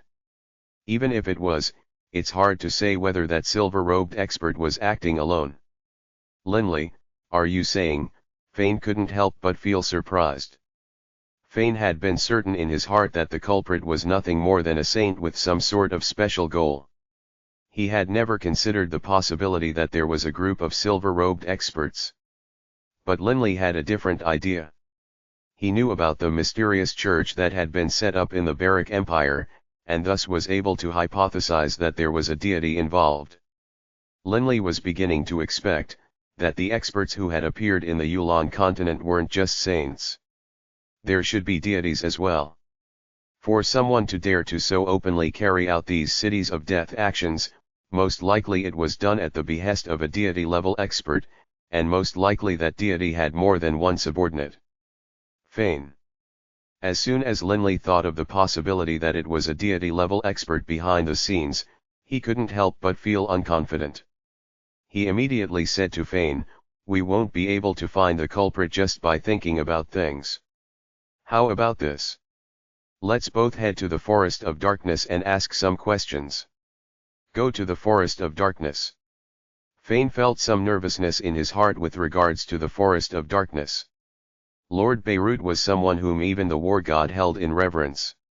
He, Fane, was but a saint. Of course he would feel some dread towards Beirut. "It's fine. Come with me." Linley still felt rather confident. Aside from the relationship he had with Bibi, Linley was on fairly good terms with Beirut's 3 children, Harry, Hart, and Harvey. Linley just wanted to go ask a few questions. He was confident that he would be successful. "Fine. I'll make a trip with you." Fane nodded. Fane immediately gave some instructions to the other people at the War Gods College, then flew alongside Linley away from War God Mountain, disappearing into the boundless night horizons. Fane was extremely fast to begin with, while Linley, due to his training in the profound truths of velocity, had already reached a ludicrous level of speed. The two soon arrived at the Forest of Darkness. Deep in the heart of the Forest of Darkness, that living, metallic castle sat there. Linley stared down in mid-air at that metallic castle, once again feeling a cold sensation in his heart. This enormous metallic life form, Linley expected that it was far more powerful than even Queen Mother Lachapel. Linley and Fane landed outside the metallic castle. In the dark night, the metallic castle simply sat there. One couldn't hear any sound from inside of it. Fane and Linley exchanged glances. "What should we do? Should we shout at him from outside?" Fane laughed bitterly. "Or should we go in? I've heard that unless you have the power of a deity, as soon as you step into the metallic castle, you will be attacked by it. Don't be impatient." Linley laughed. Soon afterwards, swish! A black ray of light flashed out from within the metallic castle, landing on Linley. "Boss, I've missed you so bad. You only came today." Bibi raised his little head, staring at Linley with his beady little black eyes which were filled with surprise and joy. Clearly, Bibi had missed Linley very much over their 6 years of separation. Linley laughed as he hugged Bibi. Together with Bibi, Linley felt so happy and relaxed. It was much like how Grandpa Douring used to be by his side. He would never be at a loss. "Bibi, I missed you too." "Right. Where is Lord Beirut?" Linley asked. "Grandpa Beirut?" Bibi shook his little head. "I don't know either. Grandpa Beirut hasn't been in the castle recently. He said he needs to go out for a few days. It seems as though he is off paying a visit to another plane. He'll be back in a few days." "Not here? Off visiting other planes?" Linley and Fane exchanged glances. If Grandpa Beirut wasn't within the metallic castle and was off visiting another plane, who had carried out the actions in the 18 northern duchies? Whose voice had it been just then? At the same time, they both sighed in their hearts. Visited other planes, will be back in a few days. What does Lord Beirut think planar travel is? A type of tourism? Linley secretly sighed. He had heard from the planar overseer, Hodan, how astronomical the price would be to return to a plane after leaving it. Just look at his own ancestors. Not a single dragon blood warrior had returned after leaving this plane. From this, one could tell how difficult returning was. But Lord Beirut? He treated interplanar travel as nothing but child's play. "Linley, you are looking for my father." A voice rang out, and a violet gold flash of light scurried over, hovering in front of Linley and Fane. It was one of the 3 violet gold rat kings. Linley, seeing the violet gold rat king, could only let out an awkward laugh. There was nothing for it. The three violet gold rat kings looked identical, as far as Linley was concerned. Even their auras were similar. Linley simply couldn't tell which of the three violet gold rat kings this one was. "I'm Harry." This violet gold rat king clearly understood the problem, so he directly named himself. "Linley, I know why you have come." "Oh." Linley was surprised. He hadn't even said anything yet. Harry chortled, "O'Brien Empire, Barrack Empire. The people in the cities of both your empires have been slaughtered. The reason both of you came is most likely for this affair, yes. Right. This occurred in the 18 northern duchies as well. Only, as soon as it began, we killed that fellow right away." "We?" Linley had a sudden thought. What did the word "we" from Harry represent? Fane hurriedly asked, "Harry, might I ask, are there more than one of those silver-robed experts? Why did they do such a thing?" "Oh, you know that it was a silver-robed man." Harry was a bit surprised, but then he nodded his little head. "Right. Those murderous silver-robed men, there's 9 of them in total. As for why they are doing such a thing, in actuality, they are doing this at the behest of a deity-level expert." Harry clearly knew many things. Linley was secretly shocked. So this really was the case. This matter involved a deity-level expert. Linley and Fane both felt vexed. Deities and saints were two completely different types of creatures. One was like the heavens while the others were like the earth.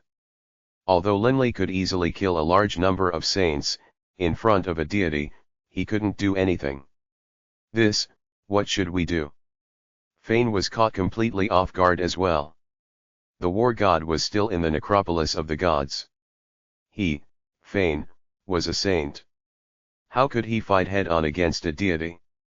"Oh, don't worry about that. One of those 9 silver-robed men have been killed, while the other 8 are all scattered in different areas." "Oh, 2 of them are together. They are currently within the borders of the Barrack Empire," Harry said. "What?" Linley instantly had a bad feeling. 2 of them were within the borders of his Barrack Empire? What were they planning? Right. I expect very soon, they will massacre another city." Harry chortled.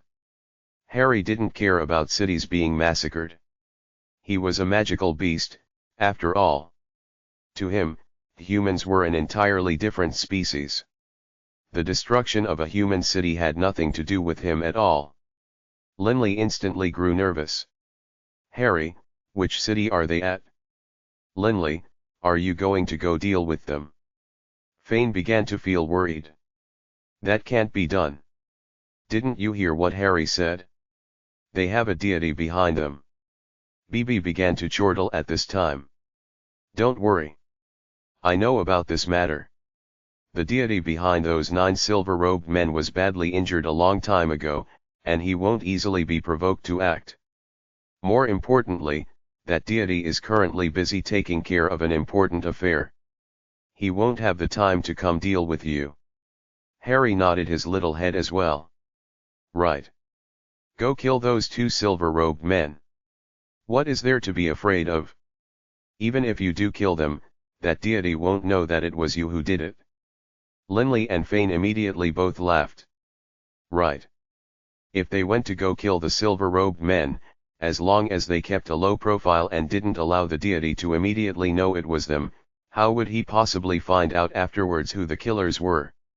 "All right, Harry. Where are those 2 silver-robed men?" Linley asked. "Heh, now we're going to have some entertainment to watch." Harry chortled, revealing 2 neat rows of sharp white fangs. "Don't worry. Just follow me, the 2 of you. I'll lead the way," Harry said, then transformed into a ray of violet gold light, flashing towards the south. "Hurry up and follow." Harry's voice rang out in the forest. Linley and Fane immediately began to fly as well, with Bibi excitedly standing atop of Linley's shoulders. How does Harry know the details of this so clearly? Linley was beginning to feel very puzzled. Also, Bibi and him said that Lord Beirut has already left the Yulon continent, so whose voice rang out just a while ago? And Harry even clearly knows the details and specific situations of deities and those silver-robed men. He also thought back to how, on the day of his wedding, Delia and himself had received, as their wedding gift, a demigod divine spark. In addition, Lord Beirut was the controller of the necropolis of the gods. This Lord Beirut, the Beirut clan, more and more mysterious as I think about it. Linley looked at Harry, flying excitedly ahead of him. He calmed his mind, then laughed to himself. Why worry about so many things? So what if Lord Beirut is mysterious? At least he's our friend, not our enemy. Book 12, The Descent of the Gods, Chapter 19, Controlled. Note, there was an entire fake Chapter 19 that was posted on April Fools, April 1st, 2015. If you are interested, you can read it and the hilarious reader comments here winking face. Linley, Fane, and the Violet Gold Rat King Harry all flew in a straight line. The three experts flew at a very fast pace. Soon, they departed the Forest of Darkness and arrived within the borders of the Barrack Empire. Linley clearly was rather nervous. He urged, Harry, fly a bit faster. I'm worried that those two silver-robed men will begin the massacre before we arrive. Linley was still quite nervous. An entire city's worth of people had been slaughtered. The deaths weren't even the worst part of it, the worst part was the turmoil and terror it was causing in the hearts of the commoners.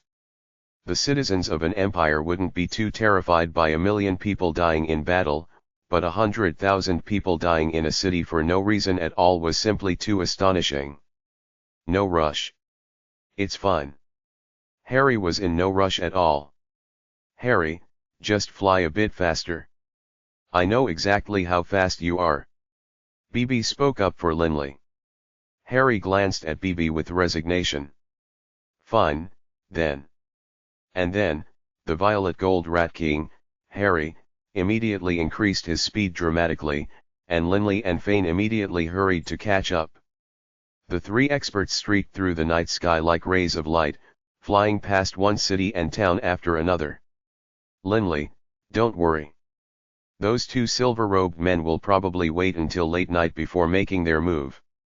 Harry said with complete confidence, right now, it's only 9 or so at night. There are still many people outside drinking and eating. Harry said. Linley was simply too worried about this problem. He hadn't even had a chance to think it through. But now, hearing Harry's words, he thought back to the description of the previous city of the dead which Wharton had discussed with him. Virtually all of the dead people in Blue Lion City had died in their homes. The number of people who were killed on the streets could be counted on one hand. At what time would a city have almost nobody outside on the streets? After all, only after midnight would most of the restaurants close. Linley instantly calmed down. Fane was puzzled. Harry, you say they will only make their move late at night? Then previously, didn't you say that the silver-robed men were the ones to attack the 18 northern duchies? Why did they attack so early in the 18 northern duchies? Stupid. Harry laughed loudly in delight. The 18 northern duchies are amongst the coldest places in the Yulon continent. It is currently winter. And so there's a major difference between day and night. The night is deathly cold. In the 18 northern duchies, at night, if you were to spit out a mouthful of saliva, it would freeze into an ice cube before hitting the ground. Linley secretly nodded. He, too, had heard how cold the 18 northern duchies were. In that sort of weather, most of the people of the 18 northern duchies will stay at home at night, staying next to their furnaces. In particular, those smaller cities will have almost no one out at night to brave the cold. There's nobody to be seen in the streets. Harry sighed. Tell me, is there a need for those silver-robed men to wait until midnight to act in a situation like this? Fane now understood. Oh, we're almost there. Just 100 kilometers away.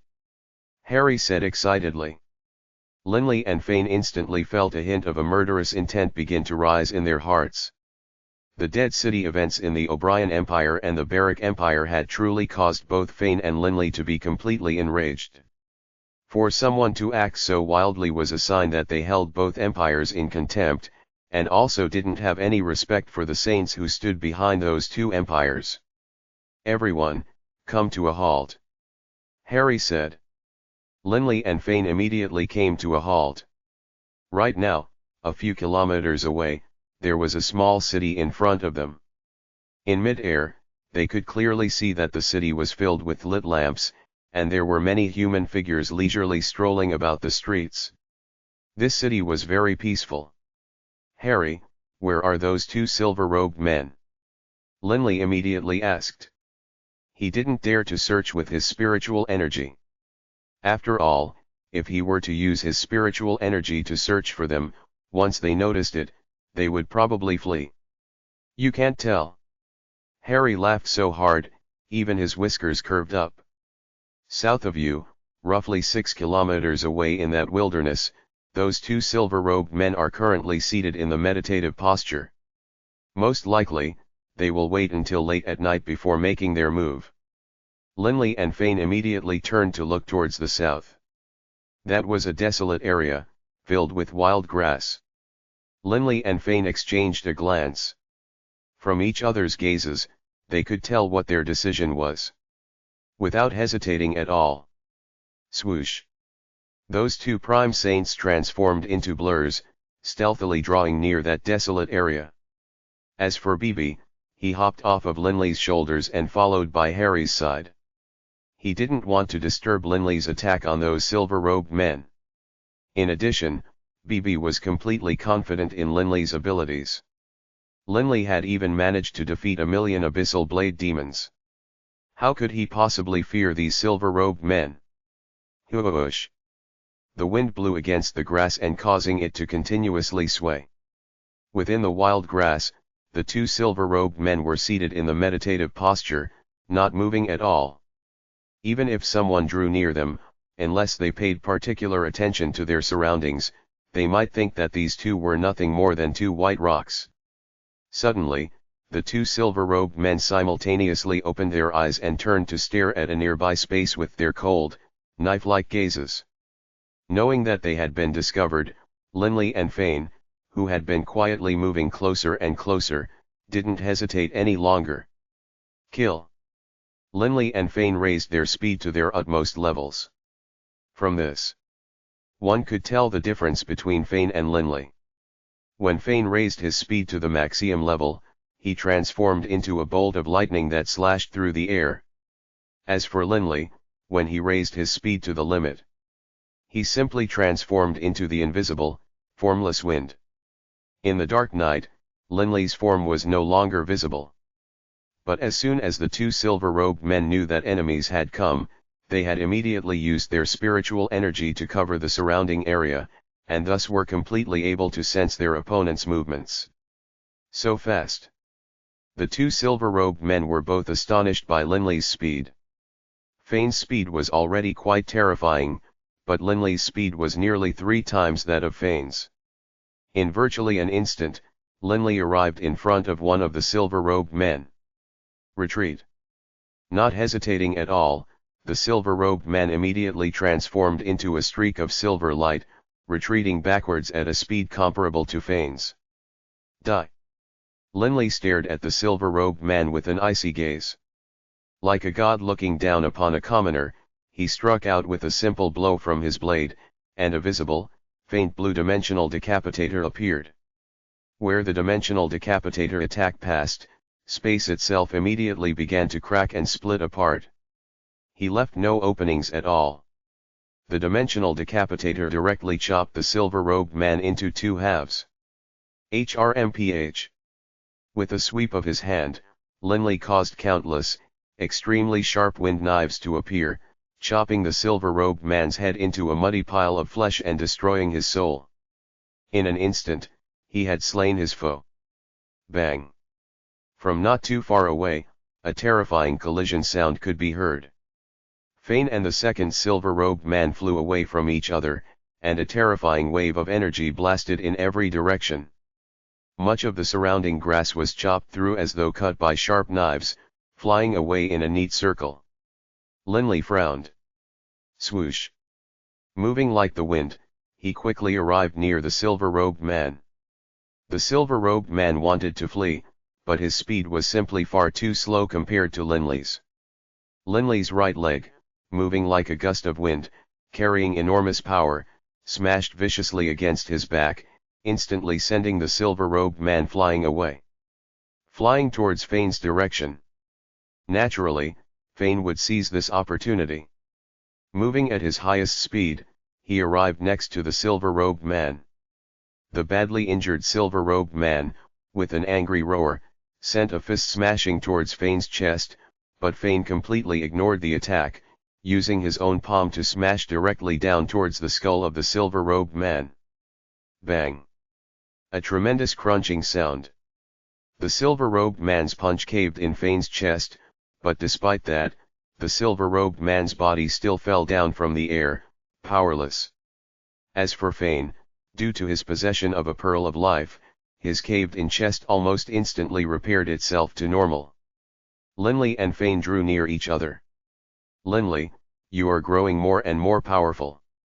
Fane sighed in amazement. If it wasn't for you, I would probably have had to use up my spiritual energy and utilize my ultimate attack. Linley laughed. Fane, let's go take a look and see who they are. They are covering up their entire bodies with these silver robes. Right. Fane wanted to see what the silver-robed men really were as well. The silver-robed man which Linley had killed had his head utterly shattered. And his body had been chopped in half as well.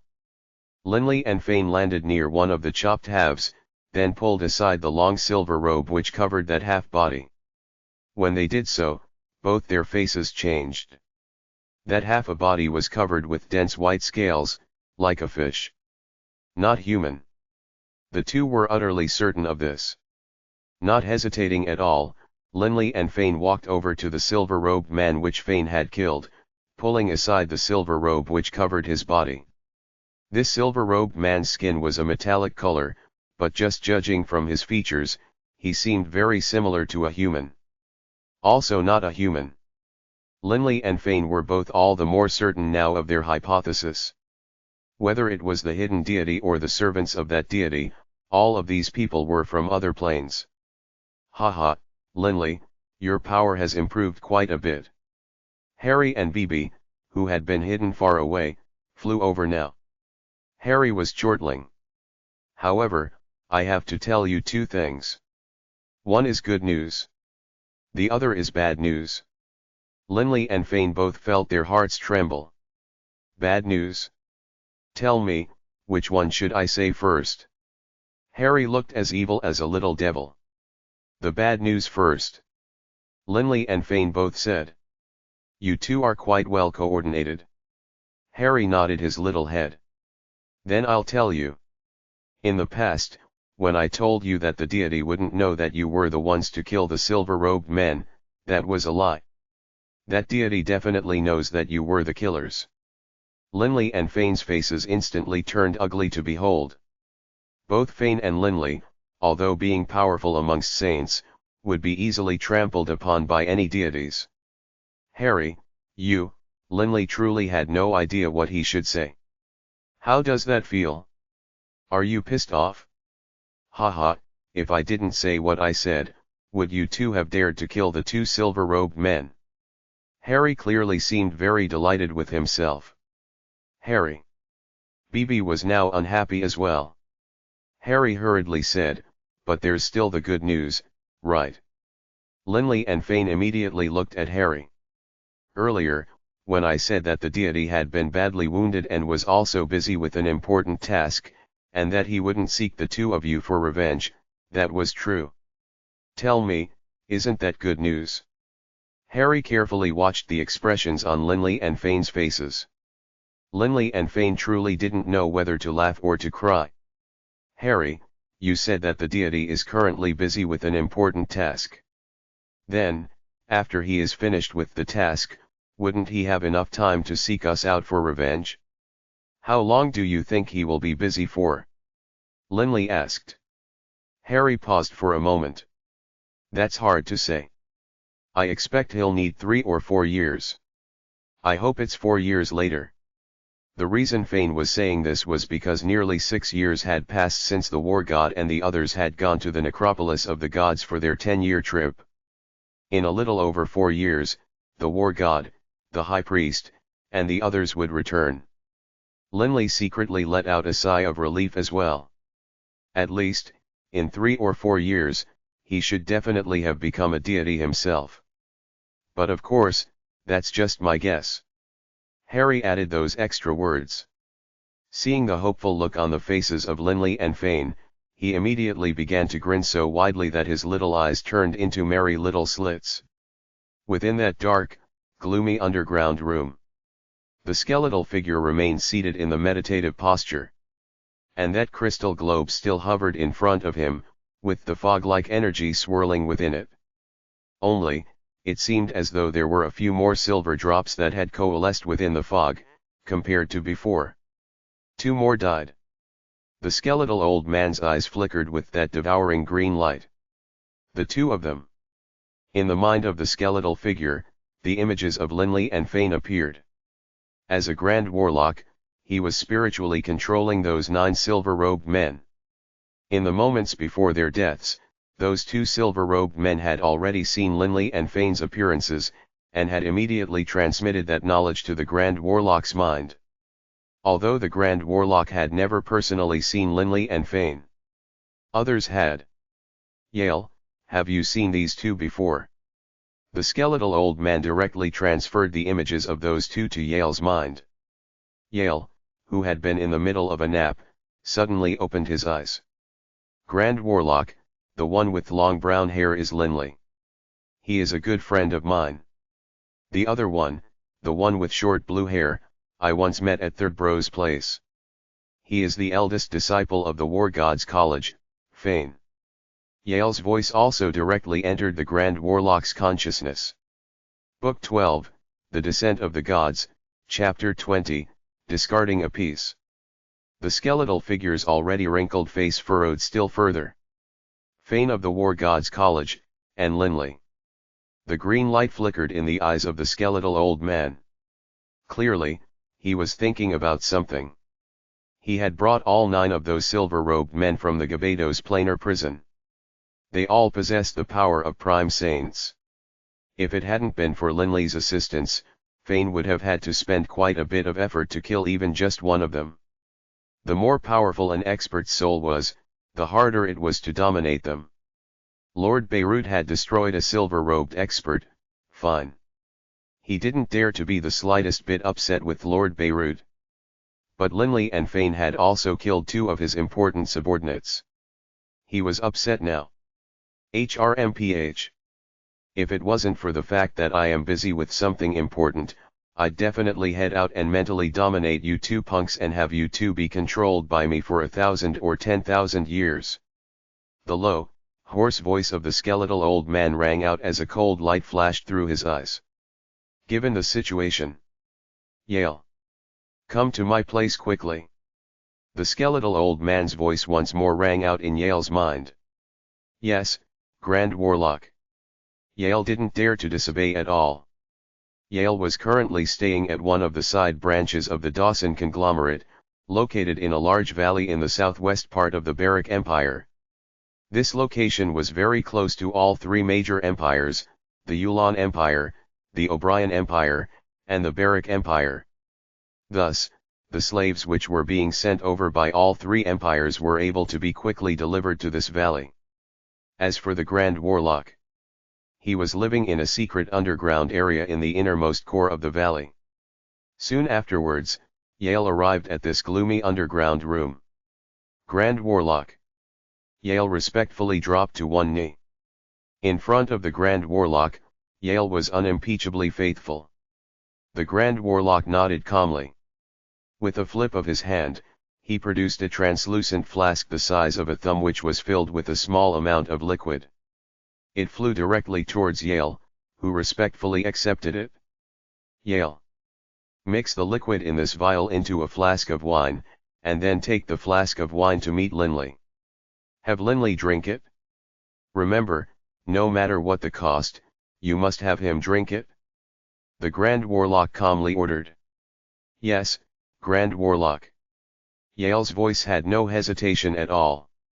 Shrouded in darkness, the Grand Warlock nodded calmly. Enough. You can go now. Watching Yale leave, the Grand Warlock secretly sighed. After drinking this soul silk poison, Linley will definitely die. A pity. Linley's friends and family members definitely won't spare Yale, the culprit. Yale will die. It seems I'll have to find another person within the Dawson conglomerate to control. The night was dark. Yale, riding on the back of a blue windhawk, flew at high speed in the direction of Dragonblood Castle. Behind him were two guards mounted on flying magical beasts. These two guards were both quite puzzled. Why is the chairman in such a rush? It's still late at night. Who knows? In the past few years, the chairman hasn't seemed like himself. He no longer likes to joke, and he's become so solemn. The two guards spoke softly to each other behind him, while Yale himself stared towards the northeast with a cold, expressionless face. The next afternoon, Yale's party finally arrived at Dragonblood Castle, and the flying beasts landed. We're here.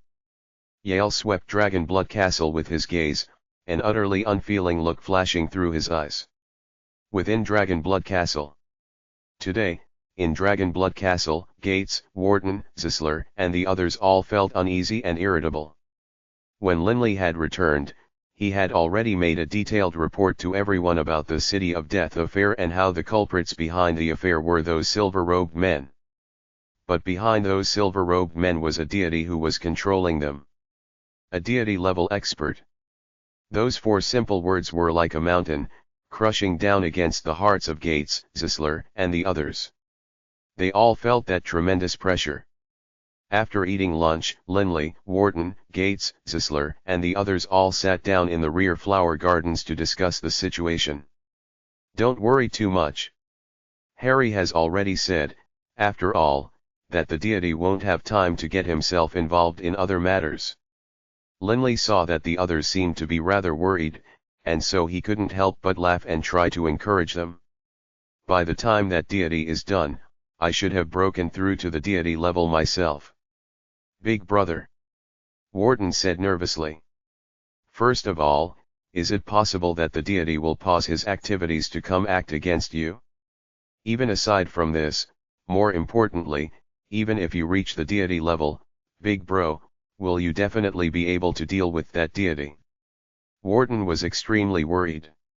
Linley, even after becoming a deity, would only be a demigod. The enemy? Who knew if the enemy was a demigod or a full god? If the opponent was a god, then Linley wouldn't have any chance to change the situation. Even if the opponent was a demigod, there were major differences between demigods as well. Could an early-stage demigod and a peak-stage demigod be viewed as the same? After all, at Linley's level, even other peak saints would be easily killed by him. It wasn't impossible that a peak demigod would be able to kill early-stage demigods in just 1 or 2 attacks. Have some faith in me. Linley, seeing the worry etched on Warden's face, still felt very moved. He understood what his little brother, Warden, was thinking about. Zisler encouraged as well, Warden, don't worry too much. In 4 more years, the war god and the others will all have returned as well. By that time, the situation will be different yet again. In addition, since when has your big brother ever let you down? You need to have faith in Lord Linley. Warden nodded. He looked at his big brother. Linley had killed the king of Fenley Kingdom, become famous in the O'Brien Empire, had fought Hatesun to a standstill, and now, just by relying on his own ability, was about to become a deity. Big bro, I believe in you. Warden anticipated seeing Linley being able to overcome their enemy. Linley actually felt much more confident than Wharton was. First of all, if that mysterious deity was to wait 4 years before coming, by then, Dylan and the others would have returned as well. He had originally gifted Dylan with that divine spark. Dylan owed him a huge favor in return. Linley believed that Dylan wouldn't just stand by and watch with arms folded. But of course, that was just relying on external strength. Linley's greatest support was Blood Violet and the Coiling Dragon ring. Divine artifacts had differences in power as well. For example, when they had first gone to the 6th floor of the Necropolis of the Gods, they had encountered the Flame Tyrant and that divine artifact Grey Taxid had wielded. Even saints could make full use of the special abilities of that divine artifact. Thus, without question, that divine artifact was a low-level one. The harder a divine artifact was to use, the more stringent its requirements were, the more powerful it actually was. As for his Blood Violet sword, up till now, Linley still was only able to rely on the hardness and sharpness of Blood Violet to kill opponents. Linley was still completely unable to use some of the special abilities of the sword. For example, Linley was completely unable to make Blood Violet change its size as he pleased. Divine artifacts could all expand or contract in size. This was a basic ability. But Linley wasn't even capable of accomplishing this. Clearly, Blood Violet was no ordinary divine artifact.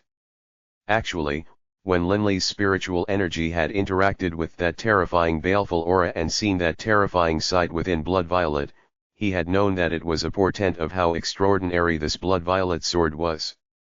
Blood Violet was one powerful support. He also had the Coiling Dragon ring. Up till now, Linley was still utterly baffled with regards to the Coiling Dragon ring. But Linley was certain that for him to not be able to sense anything about it at his current level of strength meant that the power of the Coiling Dragon ring was most likely no weaker than that of Blood Violet, and perhaps even more powerful. Once I become a deity, I'll naturally be able to control and use my divine artifacts. Linley was very eager. He wanted to know the true power of Blood Violet and of the Coiling Dragon ring. Lord, Chairman Yale of the Dawson conglomerate has arrived. A guard of Dragon Blood Castle ran into the rear flower gardens and spoke to Linley respectfully.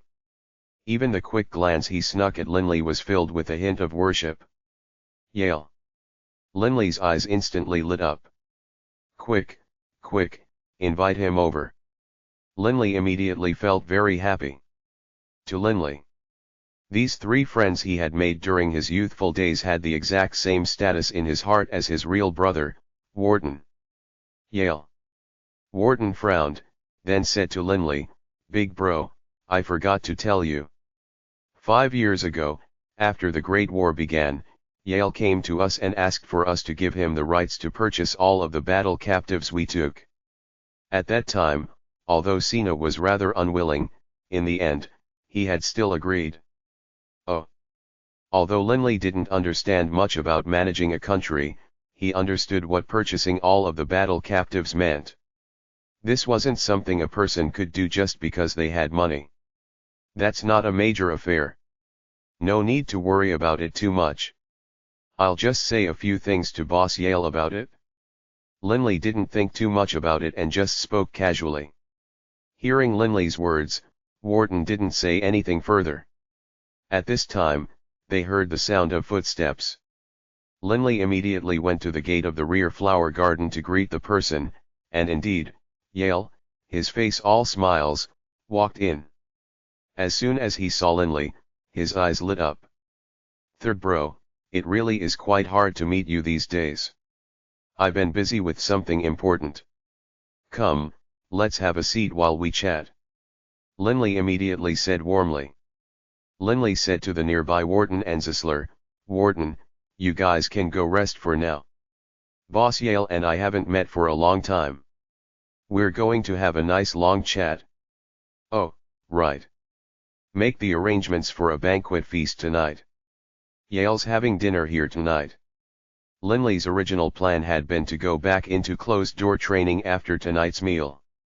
"Yes, big brother." Wharton nodded, then immediately left along with Gates and the others.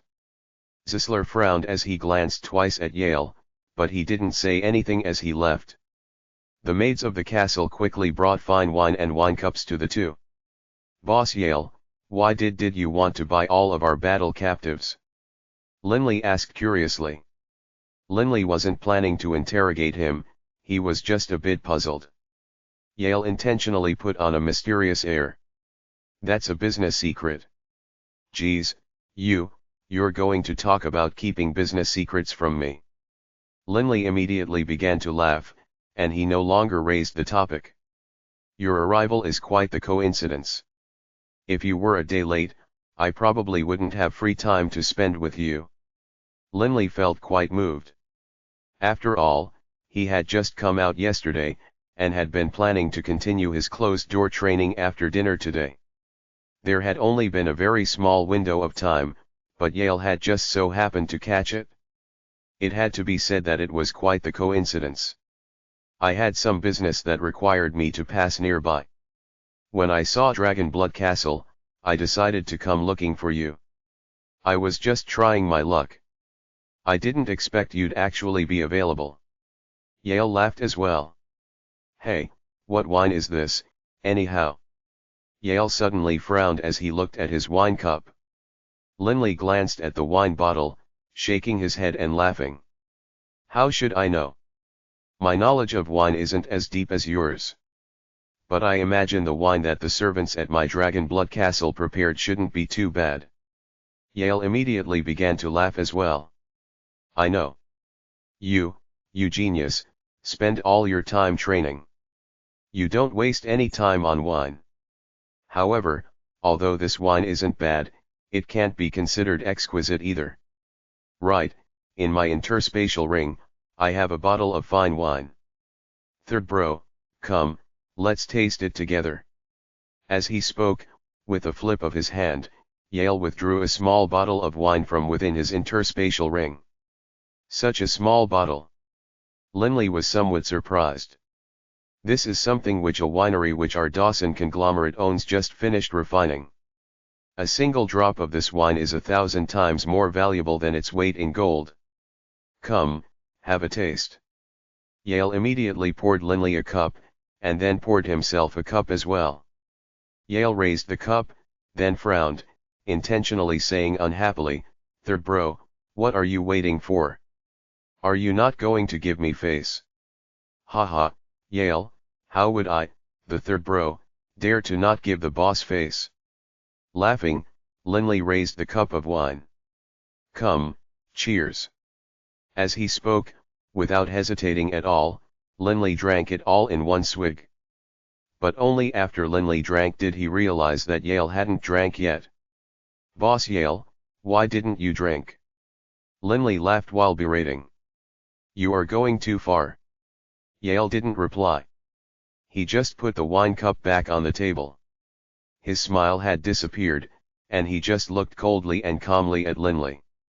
Book 12, The Descent of the Gods, Chapter 21, Soul Silk. "Boss Yale, you." Yale's face was calm, and his cold gaze stabbed at Linley's heart like daggers. It had been so many years. The four brothers of Dormitory 1987 had all been on exceedingly close terms with each other. Although they had some squabbles when they were young, there had been none that harmed their friendship. Linley had never imagined that Yale would look at him in such a way. It was as though he were looking at a stranger. As though he were looking at a dead person. Huh. Linley's face suddenly changed dramatically. He finally discovered the changes that were going on inside his body. After that cup of wine had entered his stomach, he suddenly realized that the cup of wine actually contained strange, faint gray strands of thin threads. The many silken threads quickly rushed towards Linley's brain, and they soon entered his consciousness. The many faint gray threads surrounded his entire sea of consciousness, and then, began to seep through. Linley felt his head grow dizzy. He couldn't help but sway, falling backwards over the seat behind him. After striking the chair, he collapsed to the floor, but right now, he didn't notice it at all. His concentration was completely focused on his sea of consciousness. Lord Linley. A nearby serving woman immediately cried out in alarm. Linley, to the serving women and guards of Dragonblood Castle, was a godlike presence. This serving woman had never imagined that the invincible Linley would suddenly faint, as though he were an ordinary person. But the panicked cry of the serving woman quickly drew the attention of the people outside. The first person whose attention was drawn was Zisler. Zisler charged into the rear flower garden. Seeing the scene in front of him, his face changed dramatically. Lord Linley. Zisler immediately rushed towards Linley, but right now, no one at all could help Linley. Zisler immediately turned his head to stare at Yale. It was you. Zisler's eyes radiated a freezing light. Yale maintained his silence, not saying a word. Big bro, big brother. Wharton and a group of others ran over as well. Seeing Linley lying there collapsed on the floor, they were all terrified. They wouldn't even be afraid if Linley had been stabbed or slashed. But for Linley to collapse to the ground for no reason at all, how could they not be afraid and worried? Within Linley's consciousness, the many faint gray strings had, in the end, penetrated straight through that faint azure layer of light surrounding his consciousness. The many faint gray strings pierced into the sea of consciousness, and instantly began to constrict around that sword-shaped soul of Linley's. The sword-shaped soul was currently hovering in the deepest parts of his sea of consciousness. Not good. Linley definitely wouldn't permit those strange threads to attack his soul. He immediately tried to control his spiritual energy to block it. The sea of consciousness in his brain instantly began to roil, and large amounts of spiritual energy began to whittle away at those dim gray threads. After having become a grand mega saint, Linley's spiritual energy had been further refined and become easier to control. Those faint gray threads, however, forcefully pushed through his condensed spiritual energy, drawing closer to his sword-shaped soul at high speed. But in the process of doing so, the threads had also been reduced in power. Having lost a third of their power, the remaining faint gray threads still wrapped around Linley's soul. With those many gray threads wrapped around his sword-shaped soul, Linley's soul was like a turtle trapped in a jar. Those gray threads tried to penetrate even deeper. The soul was extremely important. Once it was pierced through, one would most likely die. Linley understood this very well. Rumble, the sword-shaped soul suddenly flashed with blue light, suddenly gleaming as brightly as the sun. Those faint gray threads dissolved in an instant, like flecks of snow. Within his sea of consciousness, not a single faint gray thread was remaining. Only now did Linley secretly let out a sigh of relief. He opened his eyes. What are you doing? As soon as Linley opened his eyes, he couldn't help but roar in fury. Yale was curled up to one side. Yale's body was covered with blood, but Yale was still moving. He hadn't died yet. Wharton, Gates, and the others, especially his son Taylor, were currently kicking Yale. Bam! Yale suddenly vomited out yet another mouthful of blood. Big bro, Lord Linley. Wharton, Zisler, and the others, upon hearing Linley's furious roar, turned to look with surprised delight. Father! Taylor turned as well. His tear-covered face was now filled with shock and joy. Everyone from housekeeper Hyrie to Taylor's children were all present. Dozens of people from Dragonblood Castle were clustered here. All of them stared at Yale with eyes filled with hatred. Now that Linley had woken up, however, they all grew joyful and calmed down. Father, are you all right? Taylor instantly rushed over to Linley. Everyone, take a step aside for now. Linley was staring at Yale. Linley was certain, that just then, he had suffered an extremely powerful, insidious attack. If it hadn't been that the protective Dragonblood warrior energy surrounding his soul had suddenly increased dramatically, it would be hard to say if he would have been able to make it past that dangerous moment. All of this had been caused by that so-called flask of fine wine of Yale's. Cough, cough. Yale covered his mouth, but fresh blood still continued to dribble out past his fingers. Clearly, just then, Taylor and the others had been absolutely furious. After all, Linley was family. Taylor, Wharton, and the others had been so angry that they had physically assaulted Yale. If it hadn't been for Yale's special relationship with Linley, he would have been beaten to death long ago. Linley looked at Yale and his current appearance. He stretched his hand out, resting it against Yale's shoulders.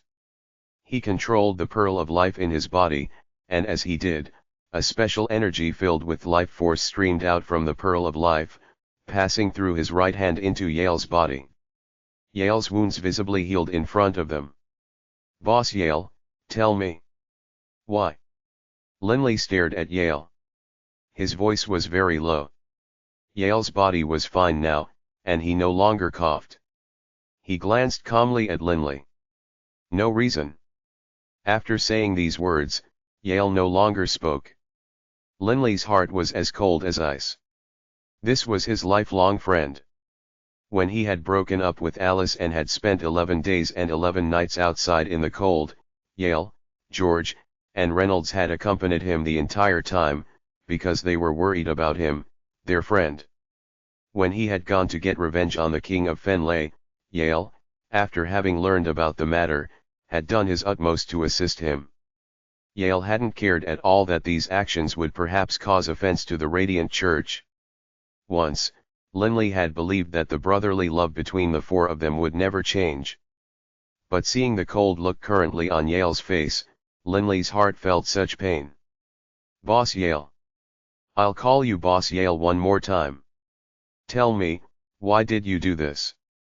Linley suppressed the pain in his heart as he stared at Yale. Was this still the same Boss Yale who had always been so full of laughter, the man who would be willing to throwing himself in any danger for the sake of his friends? Yale glanced at Linley. "Why so many questions?" "It was to kill you." Yale's words were very calm, as though what he said was very reasonable. Linley's heart clenched, as though it had just been struck.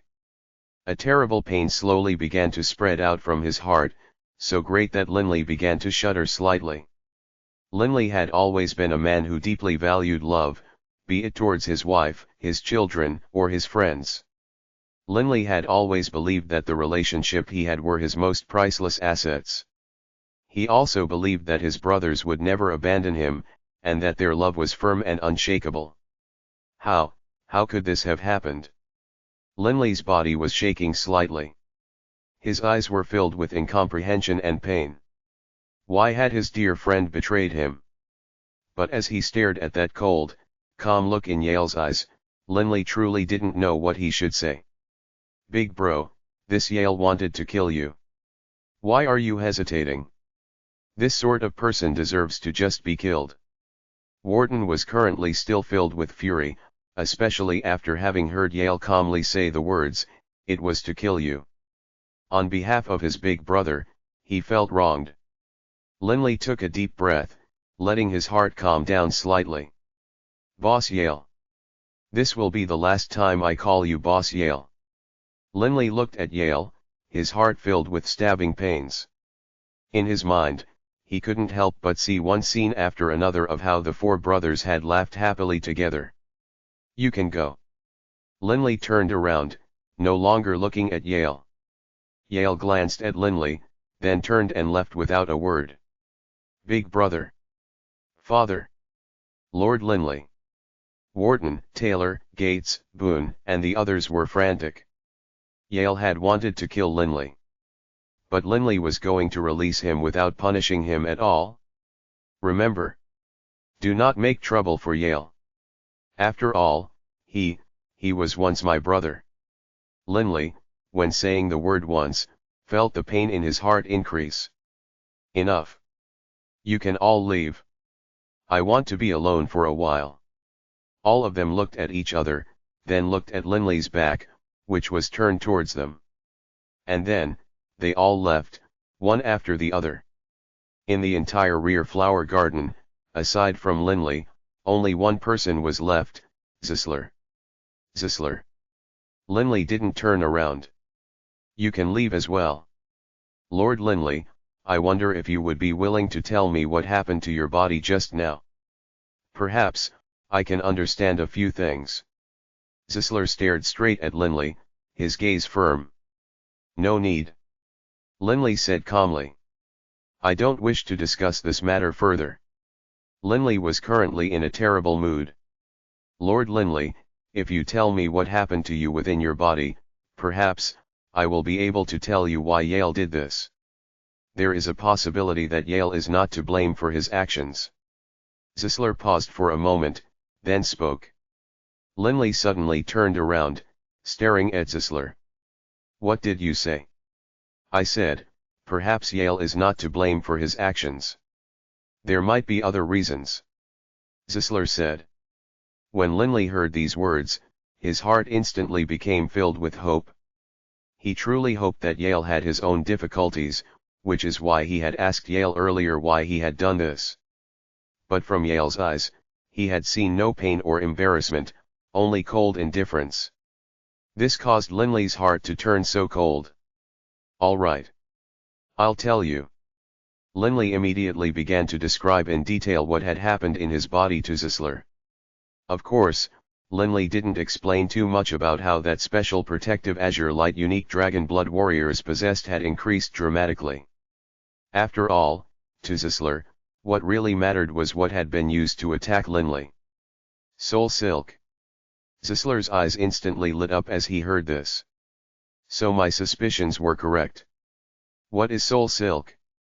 Linley looked at Zisler.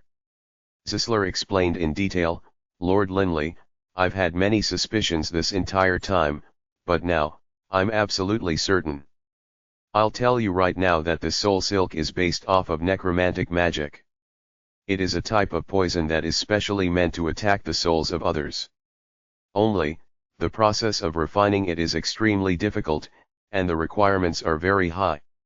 Even I have never refined this poison.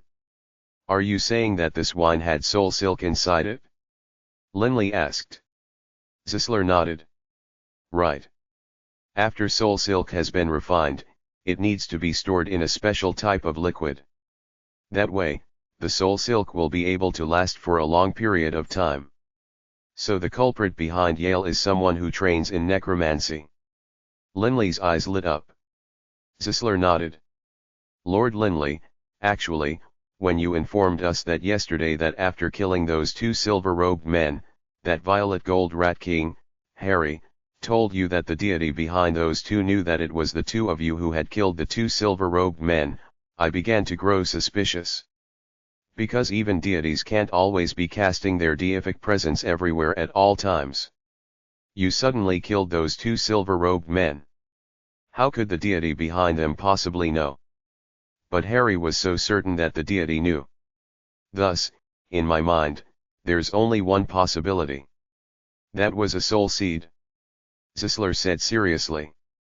Necromancers can use their own soul energy to condense into a soul seed, and then place that soul seed into someone else's soul. That person will then be under the complete control of the soul seed's creator. At the same time, between servant and master, there will be a spiritual link and ability to communicate. Thus, before dying, those two silver-robed men were been able to inform the appearances of you and feign to that deity. Linley felt utterly shocked. Lord Linley, you said that there are 9 silver-robed men, and that most likely every single one of them is at prime saint levels of power. I imagine, the only type of person capable of controlling 9 prime saints would be an expert practitioner of necromancy who has reached the deity level. Zisler said with certainty. This is because Grand Magus necromancers definitely don't have the ability to control so many prime saints. After all, the more powerful the person being controlled, the higher the requirements the soul seed will have. In addition, Lord, you and Yale have an extremely deep relationship with each other, but when he tried to kill you, he was so remorseless and uncaring. He was even able to bring out a poison such as Soul Silk. There's only one explanation. He, too, has been controlled by a soul seed from that deity. Zisler looked at Linley. Lord Linley, you should forgive Yale. Once a person is controlled by a soul seed, deep in their mind, they will come to treat the wishes of their master as paramount. Even if one was ordered to commit suicide or commit patricide or matricide, it would be done without hesitation. He's nothing more than a dominated puppet right now. Linley felt both joy and fear in his heart. Fear for Yale. Yale's been controlled, then, is there any method to allow him to return him to normal? Linley was filled with worry for Yale. There is. Zisler nodded. The method is, kill the deity. At that time, the soul seed will naturally dissipate. Book 12, The Descent of the Gods, Chapter 22, Title Hidden. Only after killing the deity would Yale be rescued. Hearing Zisler's words, Linley felt a hint of pressure. Yale currently, when Linley thought about how Yale was currently being dominated by the soul seed and would completely obey the orders of that mysterious deity, he felt both rage and injustice in his heart. No matter who that deity is, I will definitely kill him. For the sake of letting Yale become the old Yale once again. To let Yale regain his sense of self. He had to do this. Lord Linley. I want to ask. Zisler paused a moment, then asked, Lord Linley, after you and Lord Fane killed those two silver-robed men together, did you acquire anything from the corpses of those silver-robed men? For example, interspatial rings. There were interspatial rings. Linley nodded as he looked at Zisler. But I gave them to Wharton already.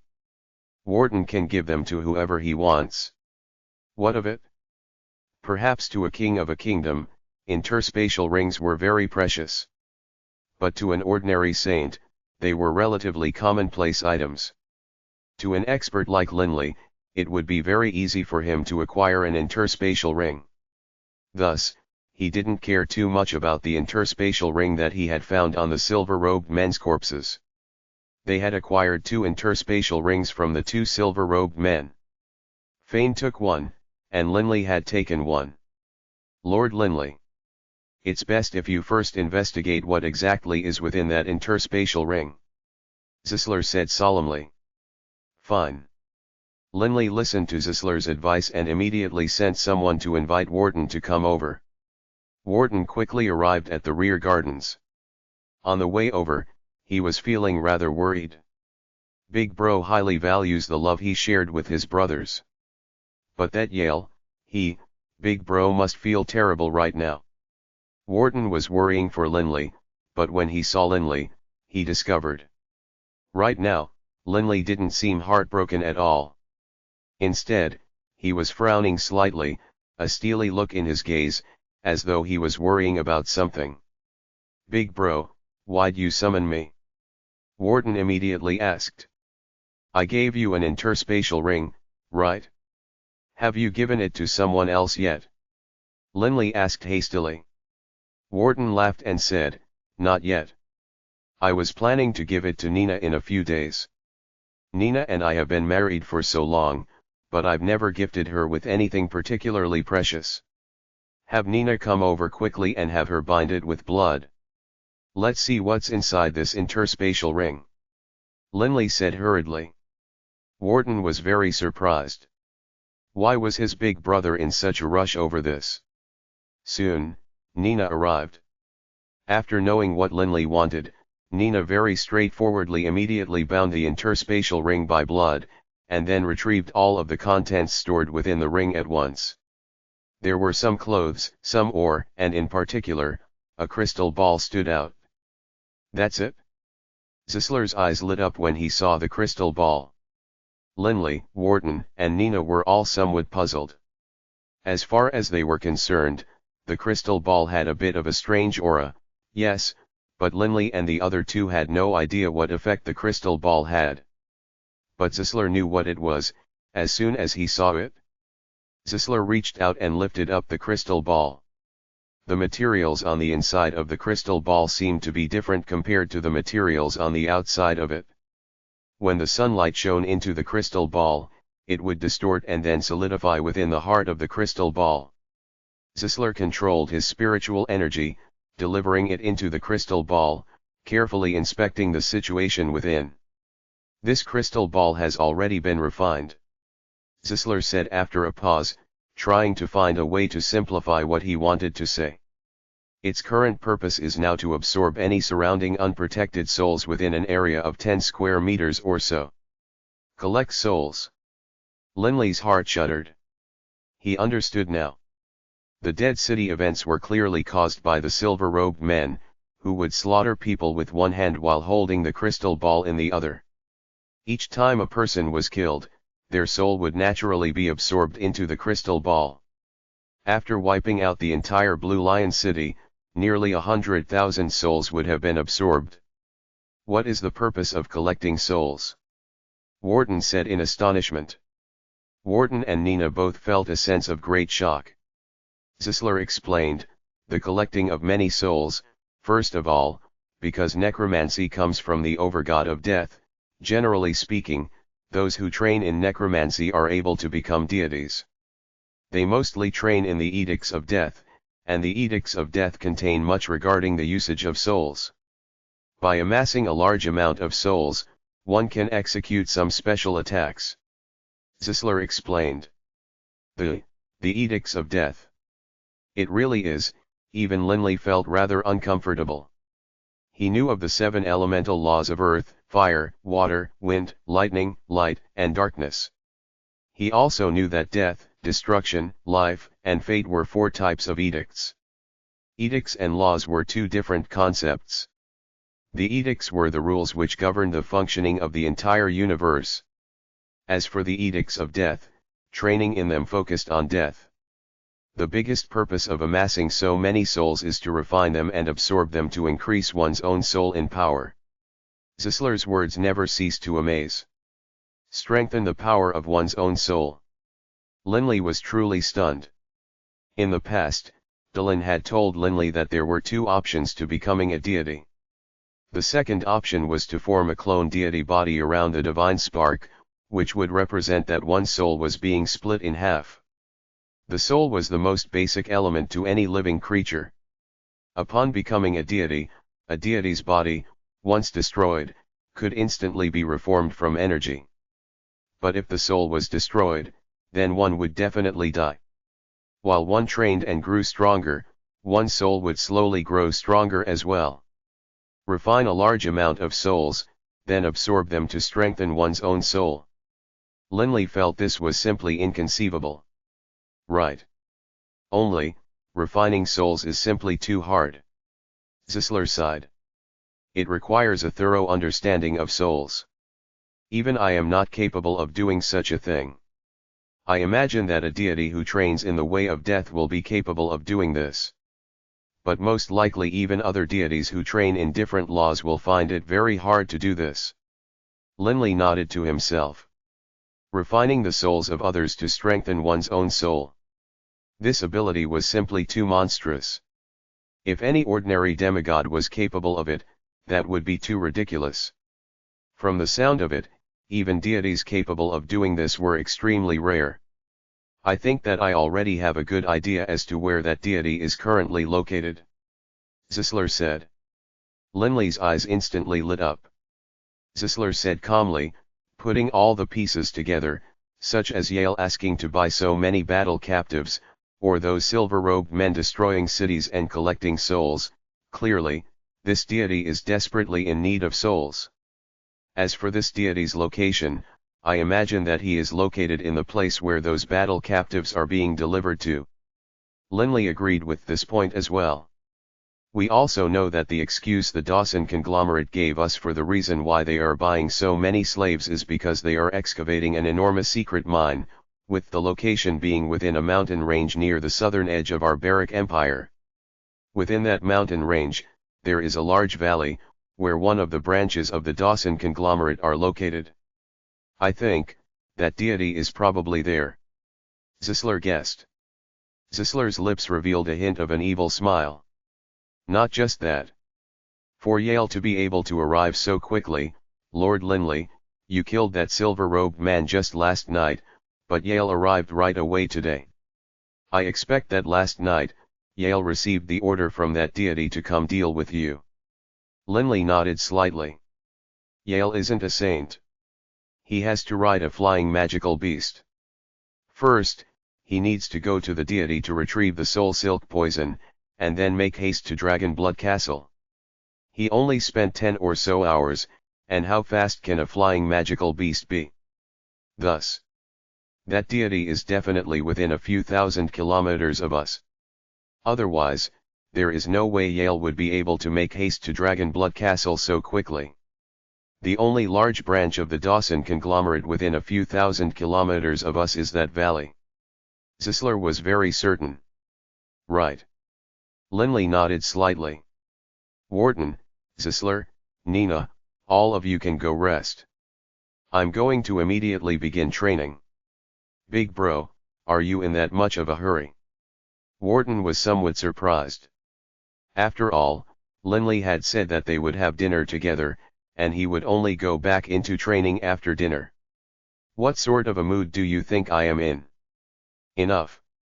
All of you, go handle your own affairs. Linley turned his gaze towards the southwest. Collecting souls? Slaughtering living beings? Dominating Yale, Linley was filled with a killing urge towards this unseen, mysterious deity. Linley immediately left the rear flower garden, entering the hidden secret training room deep within Dragon Blood Castle. As soon as Linley stepped into the pocket dimension, Delia, who was seated in the meditative position on the stone bed, opened her eyes. Linley, what happened? Delia was somewhat puzzled. Seeing Delia, Linley made a decision. He didn't want Delia to worry. Forcing out a smile, he said, nothing. Let's continue training. Linley immediately sat on the floor in the meditative position. Outside the pocket dimension, the multicolored chaotic space continued to flow about. Upon reaching the deity level, the very first deity I will kill will be that bastard. Linley's heart was filled with a murderous urge. Linley took 3 deep breaths before he was able to calm down, and then he fully began to absorb himself in attuning with the elemental laws of the wind, constantly experimenting and perfecting the profound truths of velocity. As he attuned with the boundless elemental laws, those 3 illusionary mental swords which represented the fast aspect, slow aspect, and profound truths of velocity all began to display their attacks in his mind. Those 3 swords transformed countless times, and in a single instant, Linley was capable of hypothesizing 10 million different methods of usage. Hypothesize, and then verify using the fast and slow swords. Only then could he slowly gain new insights. Only one experiment after another would he be able to understand what the right path was. The more insight he gained, the more Linley could clearly sense that the fast and slow aspects truly weren't opposites at all. They both contained commonalities. Fortunately, Linley had only gained some low-level insights into the fast and slow aspects, allowing his profound truths of velocity to also improve. If he had previously reached an extremely high level in the fast and slow aspects, it would be extremely hard for him to fuse them later. Time flowed like water, never stopping. The Grand Warlock also knew that the soul silk poison which Yale had used had failed to kill Linley. This was actually a cause of considerable surprise to the Grand Warlock. This soul silk poison was extremely toxic, and not a single saint had been able to escape its effects alive yet. Linley was the very first to survive this technique of the Grand Warlocks. I suppose I'll let that little punk of a saint live for a while longer. The Grand Warlock didn't care about a saint. If the opponent was a deity, he might have been a bit concerned. But a saint? The only reason he wanted to kill Linley was because Linley had killed his silver-robed guardians, making him a bit angry. So he actually didn't kill Yale. He really is soft-hearted. Someone like him would have been betrayed and murdered in the Gabados planar prison long ago. Oh well, it's all for the best. For him to do this saves me the trouble of spending more soul energy to go control another member of the Dawson conglomerate. This affair quickly disappeared from the Grand Warlock's mind. Right now, the Grand Warlock focused on refining the large amount of souls in front of him. In the blink of an eye, more than half a year had passed. Deep within Dragon Blood Castle. The pocket dimension. Within the mind of Linley, who was in the meditative position, immersed in his training.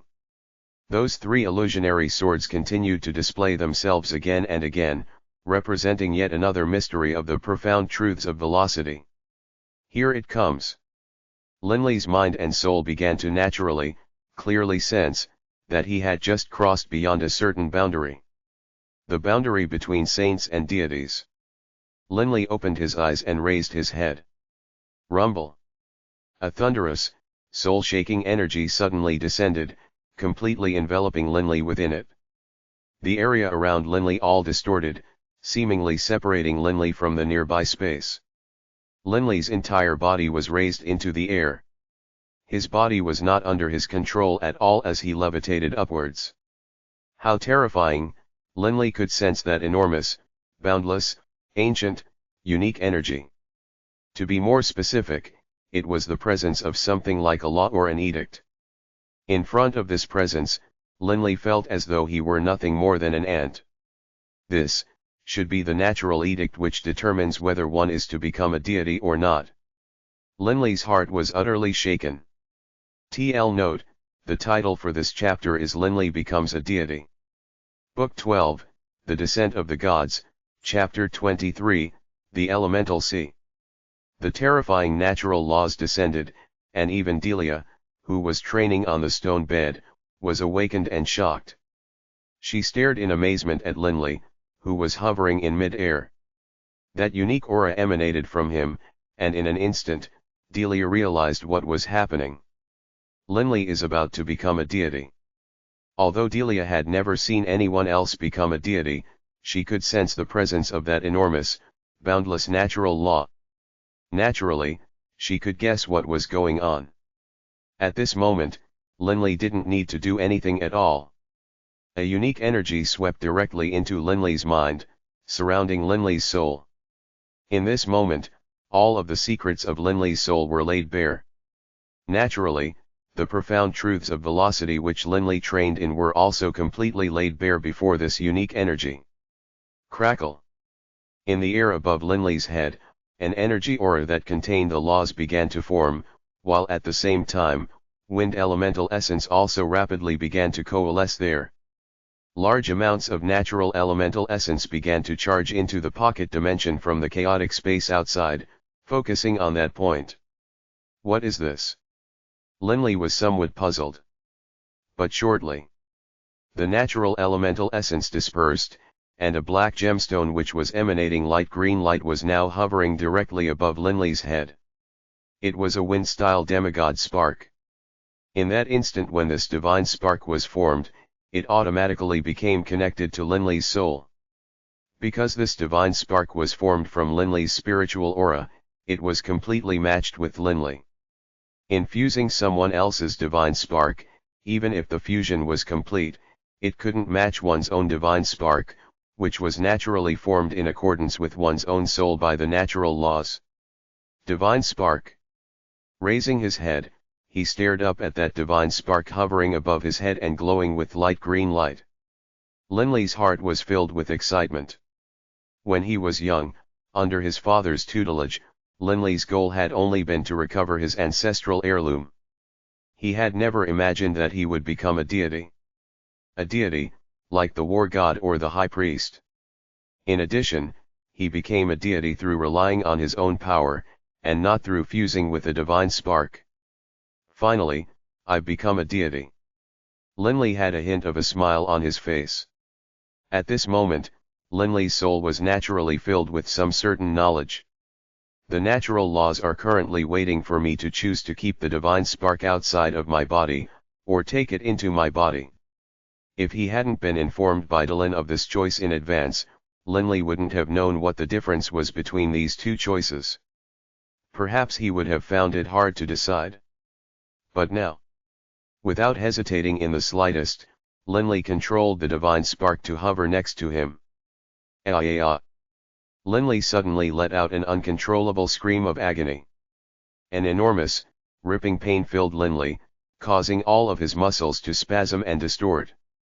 Deep within Linley's mind, that sword-shaped soul within that sea of consciousness was suddenly surrounded by the natural laws. With a crunch, it snapped into two pieces. His soul had been broken in half. This sort of pain was countless times worse than mere physical pain. In this moment, Linley lost all rational thought. He only had the ability to let out agonized howls. Linley. The nearby Delia, seeing Linley like this, couldn't help but grow worried. But Delia also knew, that in this critical moment of him becoming a deity, no matter what happened, she, Delia, couldn't interfere. Delia was so nervous that her entire body began to slightly shudder uncontrollably. She clutched her arms over her chest and prayed mentally, "Linley, you'll definitely be fine." Delia and Linley had been married for many years now, but she had never seen Linley in such agony. Slowly, Linley's agonized howls grew softer. Within Linley's sea of consciousness, those two shattered halves of the first sword-shaped soul had already formed into new sword shapes. Specifically speaking, Linley's sword-shaped soul had now transformed into two sword-shaped souls that were each a size smaller. One of them remained within Linley's sea of consciousness, while the other flew directly outside of Linley's body. "What's that?" Delia looked at the sword-shaped soul in shock. Delia, of course, had never seen Linley's soul, and so she had no idea what it looked like. The sword-shaped soul, glowing with the colors of the rainbow, flew directly towards the divine spark, and then it easily merged directly into it. The divine spark and the soul became one, a sign that the fusion was a success. Was that Linley's soul? Delia only now understood. She had been training for over 10 years now, but her soul still had yet to fuse completely with her divine spark. But Linley's soul was able to instantly fuse with the divine spark. Because this divine spark was formed based on Linley's soul to begin with. Whew! Only now did Linley regain his normal faculties. At this moment, he felt much weaker than he had earlier.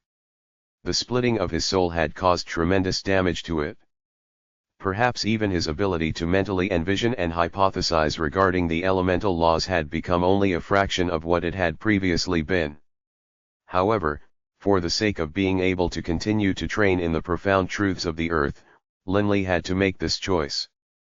How strange! Whether it was his original body or that divine spark, both contained Linley's soul. Suddenly, rumble! The nearby space began to shake, and the soul within the divine spark miraculously could sense a unique place. This was a place that was located in the heart of the endless universe, a boundless, infinite plane which one could only sense upon reaching the deity level. The elemental sea. Rumble. This was a foggy, indistinct area. There was no light at all in the skies, but the light green light which emanated from the elemental sea itself just barely made this plane visible. The boundless waters of the elemental sea roiled about, rising up and crashing down in waves. This was the elemental sea of wind. The elemental sea, the surface of it was liquid elemental essence, while below it, was boundless divine power. The deeper one went into the elemental sea, the purer the divine power was. At present, Linley was only barely capable of breaking through the surface of the liquid elemental essence and sense to a depth of 10 meters beneath the liquid elemental essence. From the divine power right beneath the liquid elemental essence to the divine power 10 meters below the liquid essence. Despite the distance only being 10 meters, the purity of the divine power was doubled. What Linley didn't know was that if he had become a deity by fusing with the divine spark, he would have only been able to sense to a depth of 1 meter beneath the liquid elemental essence surface. Rumble. 10 meters below the surface of the liquid elemental essence, suddenly, a good amount of divine power disappeared through a unique corridor formed by the natural laws, descending into Linley's so-called pocket dimension, and then fused directly with the sword-shaped wind elemental essence divine spark, quickly forming a divine body. Crackle, visibly, from the head on downwards, a naked body that was absolutely identical to Linley's original body was formed. With but a thought, Linley immediately caused the divine power within the clone body to form into a set of light green robes. At this moment, that unique energy which represented the natural laws disappeared, and the pocket dimension once more returned to its normal calm. "It's over." Linley revealed a smile on his face, while at the same time, he controlled the clone body to merge with his original body. The divine clone merged directly into Linley's body, fusing with it. It was extremely bizarre. Linley, this, Delia had already been quite surprised to see two Linleys earlier, but now, seeing the two fuse into one body, she became even more shocked. Linley looked at Delia and laughed. "Delia, wait a moment. I'll explain to you in a moment. I haven't figured it all out yet myself." Having just become a deity, there were many things which Linley had to understand. But Linley hadn't imagined that when he asked Delia to wait a moment, he actually had to ask her to wait a very long time. "Okay." Delia nodded obediently. Linley immediately sat down into the meditative posture, carefully inspecting the changes in his body. Within his mind, above that sea of consciousness, there wasn't just a small sword-shaped soul hovering above the sea. Below that sword-shaped soul, within the sea of consciousness, there was also a human figure floating there, seated in the meditative position. It was the divine clone that was dressed in the light green robe. "This soul space is truly a strange place." Linley sighed with praise repeatedly. Actually, the divine clone and the original, there really wasn't much difference between the clone and the original. After all, both of them contained a soul, and they were equally important. That elemental sea, through the divine clone, Linley once more sensed that boundless plane which lay at the heart of the cosmos. The boundless elemental sea surged, and Linley could sense to a depth of 10 meters beneath the liquid elemental essence surface. He gave a shot at acquiring some of that wind-style divine power. Linley found out, to his amazement, that his acquisition speed was simply too slow. A thread of divine power, through a special channel, entered Linley's body. Although Linley had been able to withdraw some of the divine power, the speed at which he withdrew could not be compared to when the natural laws controlled the process. Earlier, he had been able to absorb enough divine power to instantly form a divine body. It seems as though in the future, I'll need to be careful. Once the divine body is destroyed, reforming it will require a large amount of divine power. Linley sighed. He could clearly sense how the elemental sea contained limitless amounts of divine power, but he could only absorb it in tiny amounts at a time. Dylan was right. Once the soul fuses with the divine spark, it becomes impossible to train in other elemental laws. The soul of the divine clone attempted to sense the pulses of the earth elemental essence, but the pulses of the earth were simply too indistinct and blurry. Linley couldn't clearly sense it at all. Compared to even when Linley was but a child, the divine clone's affinity for the earth elemental essence was thousands of times weaker and blurrier. Fortunately, I didn't place the divine spark inside my body. Otherwise, I would never be able to train in the laws of the earth again. Linley felt an aftertaste of fear. Although the divine clone couldn't sense the laws of the earth, he could sense the laws of the wind hundreds of times more clearly than before. Only, sensing them clearly was one matter, gaining insights into them was an entirely separate matter. On the path of training in the elemental laws, the further one traveled, the harder the road would grow. First, let me strengthen my original body. Linley could clearly feel how powerful the divine body of his divine clone was. Comparatively speaking, his original body was rather weak. Linley began to control that hint of divine power he had withdrawn from the elemental sea and began to infuse it throughout his original body. Divine power was indeed extraordinarily effective. Linley's body slowly began to transform. His muscles, his meridians, his internal organs, all began to transform and grow more powerful. However, this transformation lasted for only a short while before concluding. Although it only lasted a while, this body is now on a higher level as well. Linley sighed to himself. Because he himself already was a dragon blood warrior, his physical power was already very great. Even after being further refined by divine power, his original body was only able to rise a bit in power, by about one level. Switching between the original body and the divine clone is simple enough. With but a thought, Linley changed. Instantly, Delia realized that the Linley in front of her, who had been wearing a sky blue robe, transformed into a Linley who was wearing a light green robe. Linley changed clothes. Delia didn't know whether to laugh or to cry. But she could guess that actually, what Linley had just done was to switch into another body. Indeed, he had transformed into his divine clone. Right now, it was Linley's divine clone which was in the world. Within the deepest reaches of the clone's mind, within that sea of consciousness, there was a rainbow-colored divine spark hovering high above, albeit the light green color being dominant. Beneath the divine spark, seated in the meditative posture on the surface of that sea of consciousness was the sky blue-robed Linley. The two bodies can be swapped out at leisure. It truly is amazing. Linley sighed non-stop. Not just that. Even his interspatial ring, blood-violet flexible sword, coiling dragon ring, and other blood-bound items could be utilized by his divine clone. After all, the soul in his original body and his divine clone was the same. Naturally, the divine artifacts could be utilized by either the original body or the divine clone. Using wind-style divine power to execute profound truths of velocity is so much more powerful. Linley sighed in his heart. His body suddenly moved, and in the pocket dimension, dozens of Linleys suddenly appeared, then reformed into one. Just relying on pure speed, perhaps even the war god and the others were not on Linley's level now. After all, Linley became a deity through the profound truths of velocity. Each specialty had its own special benefits. Linley's greatest specialty was naturally speed. Now that I am a deity, it is time to take a look at Blood Violet and the Coiling Dragon Ring, and see what secrets the two are holding within them. Linley first withdrew Blood Violet with a flip of his hand. Book 12, The Descent of the Gods, Chapter 24, Violet Blood, Coiling Dragon.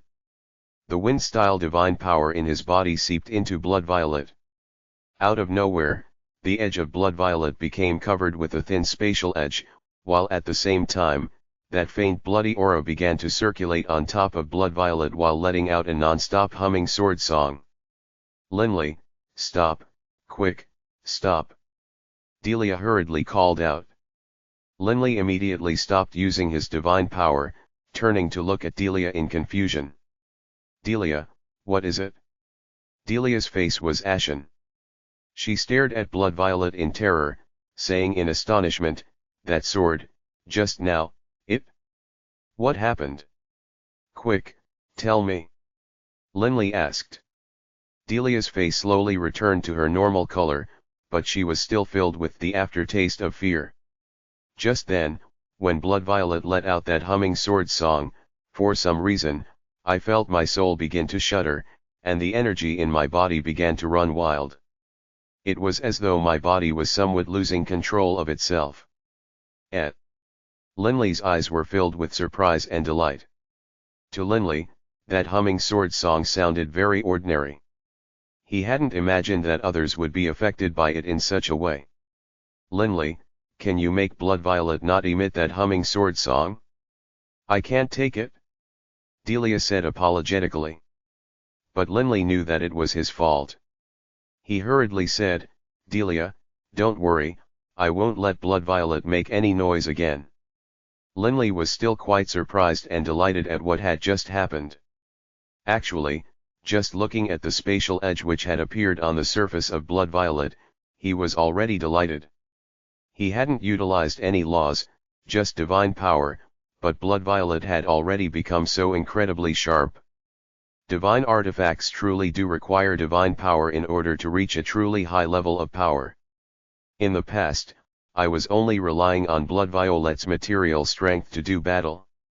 Next, Linley used his spiritual energy to enter Blood Violet, sensing once more that incredibly powerful baleful aura within it. When his spiritual energy had interacted with that baleful aura, Linley had been able to clearly sense the scene contained within that baleful aura. The boundless sea of blood. All sorts of corpses from all sorts of races. Skeletons floating amidst the bloody sea, massive corpses that were dozens of meters high, white skeletal corpses that were emitting a green light, scaled creatures, horned creatures, four-armed creatures. Countless corpses floating within that bloody sea. Dimly, Linley began to sense a mental picture form. This mental picture had a devilish violet-colored longsword that had fresh blood flowing from it. It also had a devilish man with long, violet hair, a long, violet robe, sword-like eyebrows, and a slightly bloodthirsty look in his eyes. This was nothing more than what his spiritual energy sensed, but Linley still felt a tremendous pressure, so strong that he felt he could barely breathe. That sword is blood violet. Linley was absolutely certain. And that violet-haired man, is he the previous master of blood violet? One scene after another of the devilish man wielding blood violet and engaging in acts of slaughter flashed through his mind as fast as lightning. Each scene, however, was very indistinct and blurry. Occasionally, it would grow a bit clearer, but then the scene would disappear entirely. Funny. Funny. Wielding blood violet in his hand, Linley began to laugh. He had been hoping to discover from within blood violet the secrets to utilizing blood violet. No matter how powerful a divine artifact is, it's still just a weapon. It isn't a living thing. How could it possibly tell me how its special attacks should be utilized? I still have to rely on myself to find them. Linley understood that perhaps the previous owner of blood violet knew how to utilize blood violet, but he couldn't find that previous owner. Perhaps the previous owner had already died. After all, if he hadn't died, how would his blood-bound divine artifact have ended up being used to seal that dimensional gateway? However, at least I know two things right now. After filling it with divine power, blood violet will become incomparably sharp. When matched with my profound truths of velocity, dimensional decapitator attack, the power will become far greater. Linley felt very confident.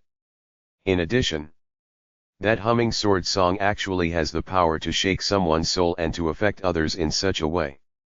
When he did battle, he could let the sword constantly emit noise. The enemy would be impacted, but he would not. This would create a huge advantage. However, I still need to slowly analyze how to effectively create the humming sword song. Linley stored blood violet into his interspatial ring once more, and then he focused his attention on the item he valued most, the Coiling Dragon ring. He had discovered the Coiling Dragon ring within his ancestral home. The previous owner of the Coiling Dragon ring was Grandpa Douring. Because of the Coiling Dragon ring, he had met Grandpa Douring and was able to step onto the path of becoming an expert. Linley had been feeling extremely excited, but upon seeing the Coiling Dragon ring, he calmed down. He seemed to see that kindly, white-haired Grandpa Douring within it. In his time, Grandpa Douring had dreamed of becoming a deity, but after being forced to enter the Coiling Dragon ring, he had lost that opportunity.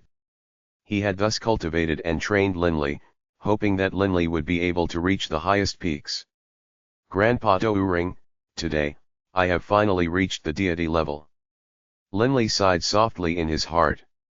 If, Grandpa Douring, you were still alive, how wonderful that would be. Linley sighed in his heart. After taking a deep breath, Linley filled the Coiling Dragon ring with his wind-style divine power, but what Linley discovered was useless. Filling the Coiling Dragon ring with divine power is useless. Linley was somewhat confused. Whenever a divine artifact was filled with divine power, it should have some response at least. But the Coiling Dragon ring had no response at all. Could it be that this is a rather special divine artifact? Linley retracted his divine power, then filled the Coiling Dragon with his spiritual energy. When becoming a deity, the natural laws had surrounded Linley's soul. Thus, despite splitting in half, after having interacted with the natural laws, Linley's soul had already transformed on a basic level. All people who became deities on their own would have this sort of transformation. Linley's spiritual transformation had also caused his great reservoir of spiritual energy, based on his soul, to change with it as well. After this pure spiritual energy entered the Coiling Dragon ring, a faint, azure light flashed through the Coiling Dragon ring, while at the same time, Linley could sense that within the Coiling Dragon ring, there was an extremely strange energy. "What's this?" Linley was extraordinarily surprised. Suddenly, an extremely powerful aura touched Linley's spiritual energy. This aura was so powerful that Linley began shaking from the depths of his heart. It was simply too powerful. The aura contained within the Coiling Dragon ring was far more powerful than the aura which Blood Violet had contained. "Lucky young fellow." A deep, rumbling voice echoed in Linley's mind. "This was a ring that I liked very much when I was alive. It is a soul-protecting sovereign artifact. Only, it is damaged now. It wasn't able to successfully protect me, and so, naturally, it was damaged. To repair it, the only thing you can do is to slowly heal it through your spiritual energy. As for how long it will take, even I cannot predict it. Actually, I very much want to know who will be the one to inherit this ring of mine. Unfortunately, I won't have the chance. I'll never have the chance." That deep, rumbling voice slowly faded away. Linley was completely stunned. A soul-protecting sovereign artifact? A damaged one? A sovereign artifact? Linley's body was shaking slightly. He had only heard of divine artifacts. No one had ever told him that there was such a thing as a sovereign artifact. Above the saint level, there were demigods, gods, high gods, and sovereigns. So weapons were divided into divine artifacts and sovereign artifacts. A soul-protecting sovereign artifact. Linley discovered that the Coiling Dragon ring contained a special energy within it.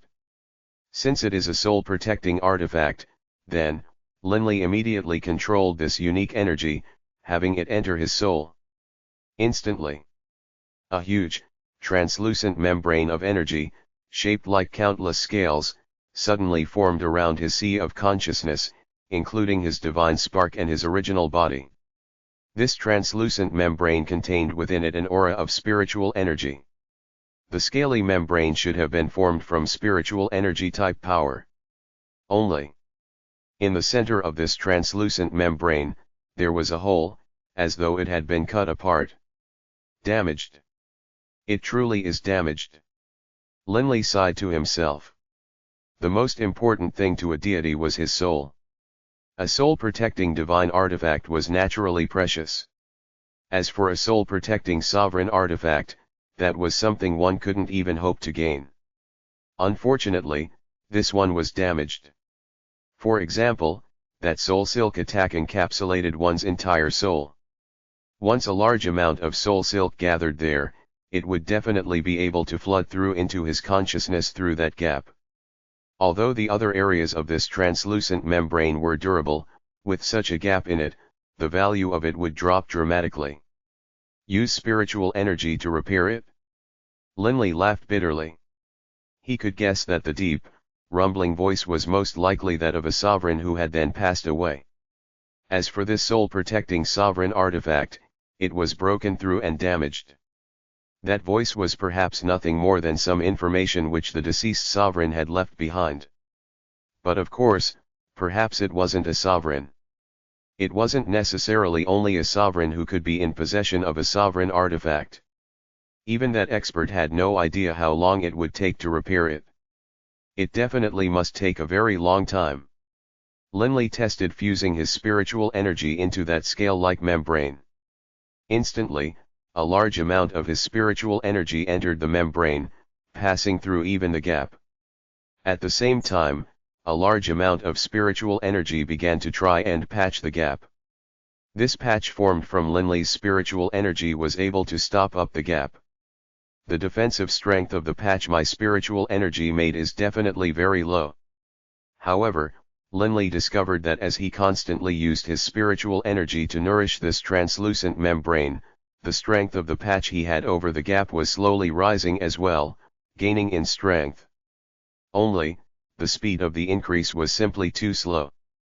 To reach the same level of defensive power as the rest of that scaly membrane will most likely take thousands of years at best.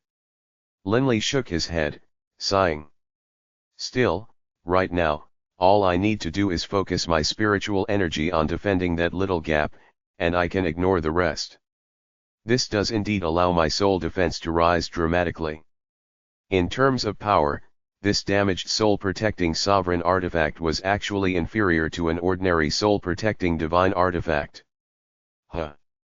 As Linley's spiritual energy once more entered the Coiling Dragon ring, he discovered. After the translucent membrane's energy faded away, there were still two other surges of energy auras contained within the Coiling Dragon ring. One of the energy auras was coming from a gold-colored drop of blood, while the other surge of energy was coming from 3 azure water drops. Gold liquid. For some reason, when Linley sensed that gold-colored liquid, Linley felt his original body began to tremble. Not hesitating at all, Linley immediately once more transformed into his original body, storing his divine clone back into his soul realm. Indeed, the sensation now was much clearer. The blood within his body was beginning to boil. The strange thing was, at this moment, that golden drop of blood flew out from within the Coiling Dragon ring, then fused directly with Linley's original body. This. Linley was shocked. Linley. The nearby Delia had been watching Linley this entire time. When she saw the golden drop of blood fly into Linley's body, she was deeply surprised. But then, Delia grew frantic, because Linley began to let out low roars of agony. Delia, I'm fine. Linley ground out. Seeing the fierce look on Linley's face, and how his muscles were spasming, Delia refused to believe that Linley was fine. Compared to last time, though, when his soul had been cut in half, this time Linley at least maintained consciousness. Linley couldn't help but raise his head and let out an angry roar. Bang! The sky blue robe covering Linley's body shattered into countless tiny pieces, and instantly, an enormous amount of dark, gleaming draconic scales erupted forth from Linley's body, and even his draconic tail emerged. Linley was currently undergoing an uncontrollable dragon blood warrior transformation. Linley. Delia looked at Linley, her eyes filled with worry. Linley's deep azure draconic scales were slowly transforming. The deep azure scales were changing, first becoming azure, just like the pure dragon blood warriors. And then, Linley's draconic scales began to emit a faint, golden aura. The azure gold draconic scales covered Linley's entire body. The horns on Linley's forehead and along his spine were beginning to transform as well. Linley was filled with pain, releasing deep, growling sounds. The pain from this transformation was far greater than when Linley had originally drank the blood of the armored razorback Wyrm and transformed. Only, Linley's endurance was now far greater than before, and so he didn't pass out like he did when he was young. Although he was in great pain, Linley's heart was filled with wild joy. What on earth was that golden drop of blood? My body has become so powerful. His dragon blood warrior form was still slowly transforming, but Linley could already sense that his body contained boundless power. Every single scale flashed with that azure gold light, and that horn on his forehead was unspeakably sharp. This was far more powerful than even his divine body. Book 12, The Descent of the Gods, Chapter 25, Must Go. The feeling that his current dragon blood warrior transformation gave Linley was power. Boundless strength. Whoosh. The swaying of his draconic tail created a howling sound in the air, and the edges of those azure gold draconic scales which were reflecting that cold, golden light seemed to be as sharp as knives. If one of these draconic scales were removed from his body, they would probably be able to easily chop apart very precious ores. The gold drop of blood that had entered Linley's body had transformed every part of him. He did his best to endure the pain, softly emitting agonized growls. A long time later, the transformation finally was over. Whew! Linley let out a long breath, while at the same time, he took a look at his new, transformed appearance. Azure was the primary color, covered by a layer of golden light. The transformed Linley naturally emitted an ancient aura, as though he were an ancient, godlike beast. Linley. The nearby Delia had been nervous the entire time. Now, seeing that Linley was no longer shaking in agony, she felt slightly more at ease. Delia. Looking at Delia, Linley revealed a hint of a smile on his face. At the same time, Linley immediately dissolved the Dragon Blood Warrior transformation. Only, this Dragon Blood Warrior transformation had been simply too explosive. All of the clothes on his body had been completely shattered. He didn't have a single scrap of clothing on him. Fortunately, at present, only himself and Delia were here. Get dressed, quickly. Delia laughed while berating him. Linley immediately withdrew some underwear and outer garments from his interspatial ring. As a Dragon Blood Warrior, he always had many sets of clothes prepared in his interspatial ring. Dressing himself, Linley then sat down alongside Delia. Leaning against each other, they began to chat. Linley, what does it feel like to have reached the deity level? Delia was very curious. After all, she hadn't truly fused with the divine spark yet. Becoming a deity. Linley was slightly startled. Although he had become a deity, Linley hadn't felt that he himself had changed much at all. Now that Delia asked him, however, Linley took a good look at his body and sensed it, and his surroundings had indeed changed slightly. It's clearer with my divine clone. Linley swapped to his other body. Indeed, with his divine clone present, Linley could clearly sense the control he could now wield over the surrounding area. This was a certain type of authority which that demigod divine spark conveyed upon Linley. Linley had a feeling that divine sparks were actually a sort of certificate representing certain powers as well as a certain understanding of the laws. The more powerful the divine spark, the more authority would be granted. You swapped bodies yet again. Delia laughed. If, in battle, one of your bodies were to be destroyed, you could use the other body to continue doing battle, right? Yes, I can do that. Only, the divine clone is more effective when utilizing the profound truths of velocity. Linley sighed. Huh. Linley now sensed another change. Countless thin, silken streams of gold had permeated directly into his soul world. Although each of them were minuscule, when combined, they still added up to an astonishing amount. What are these? Linley was puzzled. Linley had never seen this sort of strange energy before. But when he interacted with those countless golden threads, within Linley's mind, he could sense one pious person after another. Every single golden thread represented a person. The energy of faith. Linley instantly understood. Linley immediately paid close attention to those golden threads. Those gold threads directly entered Linley's soul world. Only, as this soul world was vast and boundless, the large number of gold threads could only be considered a single drop of water within that great sea. Linley couldn't sense any changes to himself caused by those golden threads entering his consciousness. Aside from, that is, being able to sense those pious worshippers. I hear that faith energy is extremely beneficial for training, but why is it that I can't sense it? Linley was somewhat puzzled. But soon afterwards, Linley laughed. I just reached the deity level and just started collecting faith energy. However, faith energy is non-stop and constant. For example, the war god has accumulated thousands of years of faith energy. As for the likes of sovereigns, they have followers in all the countless planes. Who knows how much faith energy they have accumulated? Most likely, only after faith energy accumulates to a certain amount will one sense its effect. Although he didn't understand what faith energy was used for, Linley was very certain that faith energy definitely was beneficial to himself. After all, even the likes of sovereigns needed faith energy. "Linley, what are you daydreaming about?" Delia interrupted Linley's thoughts. Linley returned to his senses. After Linley carefully explained what he had just sensed, Delia was shocked. "Faith energy? So when your spiritual energy senses faith energy, it appears as golden threads. Faith is an insubstantial, formless thing. Why is it that human faith can create this sort of unique energy?" "I'm not sure either." Linley laughed.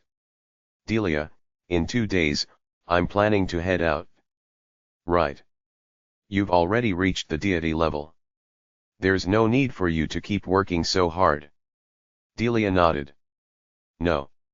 The reason I am going out is because I am preparing to start a kill or be killed battle with a deity." Linley looked at Delia solemnly. Although he previously hadn't told Delia, at this time, Linley no longer wished to hide it from her. After all, this was simply too important. Linley himself wasn't fully confident in his ability to defeat another deity. After all, the opponent was a deity as well. "What?"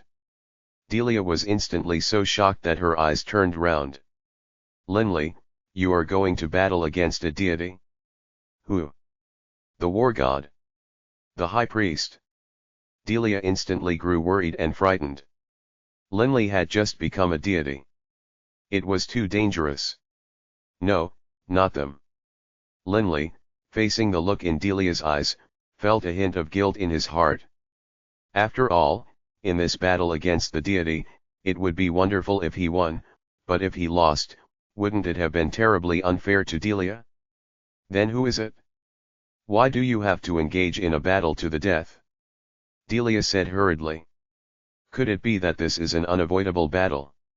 Linley let out a long sigh. "Fine, then.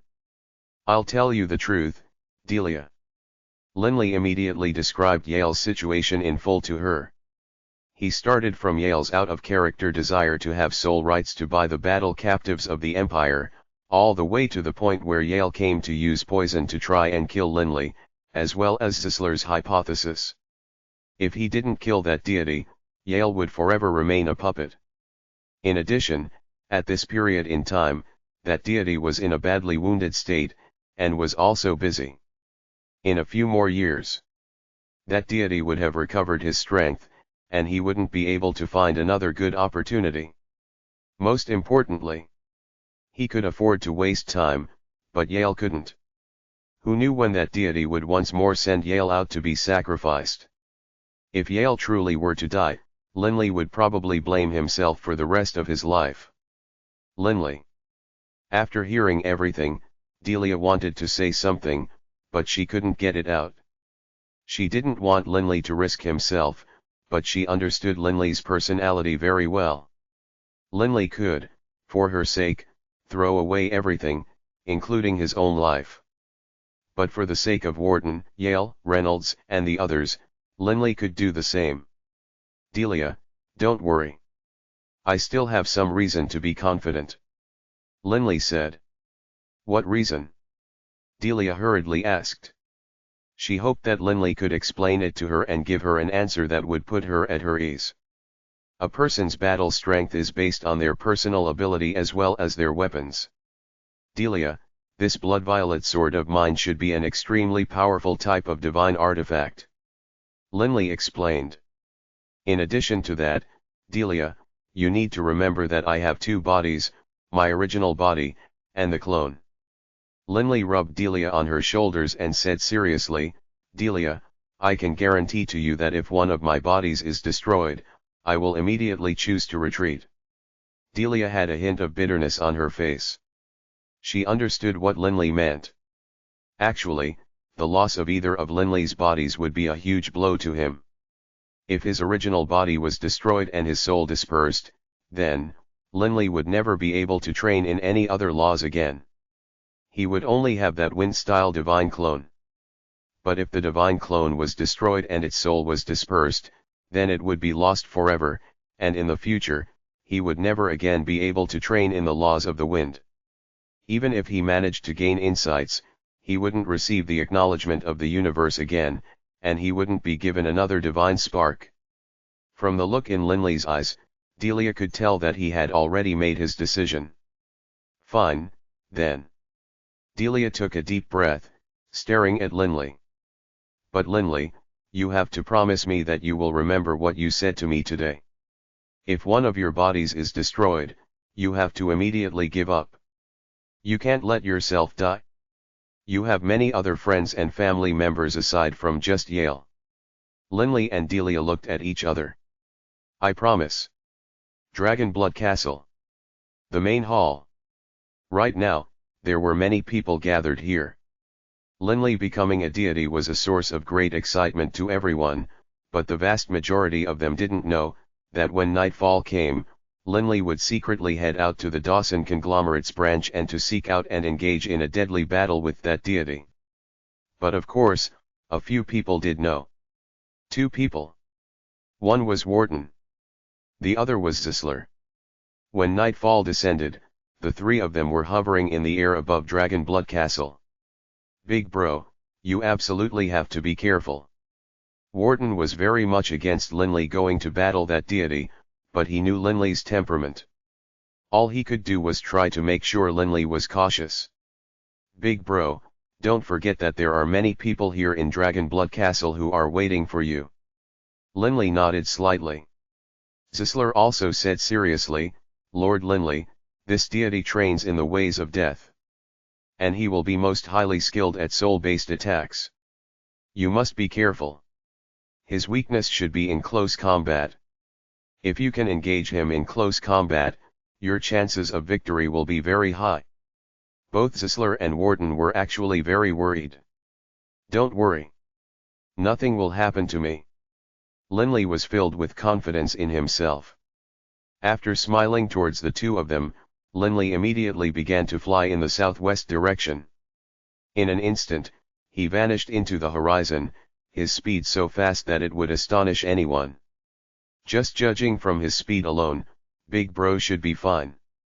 Wharton now felt slightly more confident. Linley, who trained in the profound truths of velocity, was most proficient at speed. Within that dark, gloomy underground room, the skinny, skeletal Grand Warlock, his entire body covered with that black robe, was seated on the ground in the meditative posture. In front of him, that crystal globe constantly emitted that gloomy green light, illuminating the cold, sinister face of the Grand Warlock. But right at this moment, Kriyayak. The door to the room opened. Another figure, also full covered by a black robe, suddenly appeared in the secret room, as though by teleportation. Are you done refining it? The hoarse voice came out from the person's mouth. So it's Lord Beaumont Beaumont. From the mouth of the Grand Warlock came a hoarse, ear-piercing laugh, the type of laugh that would definitely frighten a baby to the point of bawling. The mysterious newcomer let out a cold snort. It has been 6 full years since we have arrived here from the Gabados planar prison. You are already in control of the 3 major trading unions of the Yulan continent. The slaves that you have killed already number over 10 million, and your servants have killed many people as well. I think you should be just about ready to finish successfully refining the gold soul pearl. HRMPH Lord Beaumont, do you think refining souls is such a simple task? The Grand Warlock said with some anger. Even some full gods are incapable of refining souls. Souls are extremely fragile and delicate. To purify their essence requires one to be extremely careful and not be the slightest bit overconfident. The mysterious newcomer glanced at the Grand Warlock. After a moment of silence, you should know what my temper is like. I've been protecting you all these years. Otherwise, given how badly injured you are, you probably would have been killed by Mubal long ago. I'll give you 3 more years. If at that time you still haven't finished refining a gold soul pearl, then don't blame me. 3 years. That's about right. The Grand Warlock wasn't worried at all. He said calmly, in the next 3 years, I hope you, Lord Beaumont, will continue to help me hold that Muba at bay. Once my soul has fully healed, I won't have to fear him any longer." The mysterious newcomer glanced at the Grand Warlock, and then his body disappeared from within the secret training room. The Grand Warlock watched as Beaumont disappeared, laughing coldly in his heart. Gold soul pearl? A lowly, despicable fellow like him also wants to get a gold soul pearl? If I weren't heavily injured, would I be afraid of you? Do you know, I actually have already successfully refined one. But unfortunately, I'm not going to give it to you. Book 12, The Descent of the Gods, Chapter 26, The Coiling Dragon Ring. The night was as cold as water. A gentle wind blew past, and with it, Linley's body traveled dozens of kilometers. Although the Dawson conglomerate's valley base was thousands of kilometers away from Dragonblood Castle, to the current Linley, that sort of distance was nothing at all. The wind came to a halt, and Linley's body reformed and became distinct. Staring down at the chain of mountains, especially that noticeable gorge, he saw that within the center of the gorge was that important branch of the Dawson conglomerates. Just by relying on his wind sense, Linley was able to discern that there was a huge amount of people within the gorge. "Are these the slaves that have been shipped here?" Linley laughed coldly. By now, he already knew that the reason why the Dawson conglomerate was buying so many slaves was for the sake of that deity, who was refining souls. Although the Coiling Dragon Ring is only a damaged soul-protecting sovereign artifact, at least all I have to do now is protect that hole. After a day's worth of cultivation, the patch he had used to cover that gap in the scaly, translucent membrane had already become quite firm. He looked down below, and with a gust of wind, Linley's entire body merged with the wind and charged downwards. Within the valley, in an eerie, sinister, punishment chamber. This punishment chamber's floor was black with dried blood. A bald man with bare chest was here, a butcher's blade in his hands. Behind him, there was a crystal ball hanging on the wall. This crystal ball was filled with a dense fog. A blindfolded and bound slave was pushed into the room by a guard. Slash. The bald man ruthlessly plunged the butcher's knife into the slave's heart. Ah! A hoarse cry sounded out for a moment, then faded away. Quick, accurate, ruthless. He killed a slave in an instant. The slave, after having letting out that cry and died, was immediately dragged out by the guard. The dense fog in the crystal ball rumbled for an instant. Yet another soul had been trapped within. Next. The bald man licked the blood on the butcher's blade, growing rather excited. The bald man loved this job. Ever since he had been arranged to carry out this job 6 years ago, he had fallen in love with the feeling of killing others. In the past 6 years, even he himself was no longer sure exactly how many people he had killed. At least 1 million. That was what the bald man guessed. In the past 6 years of killing, every day, he killed several hundred people.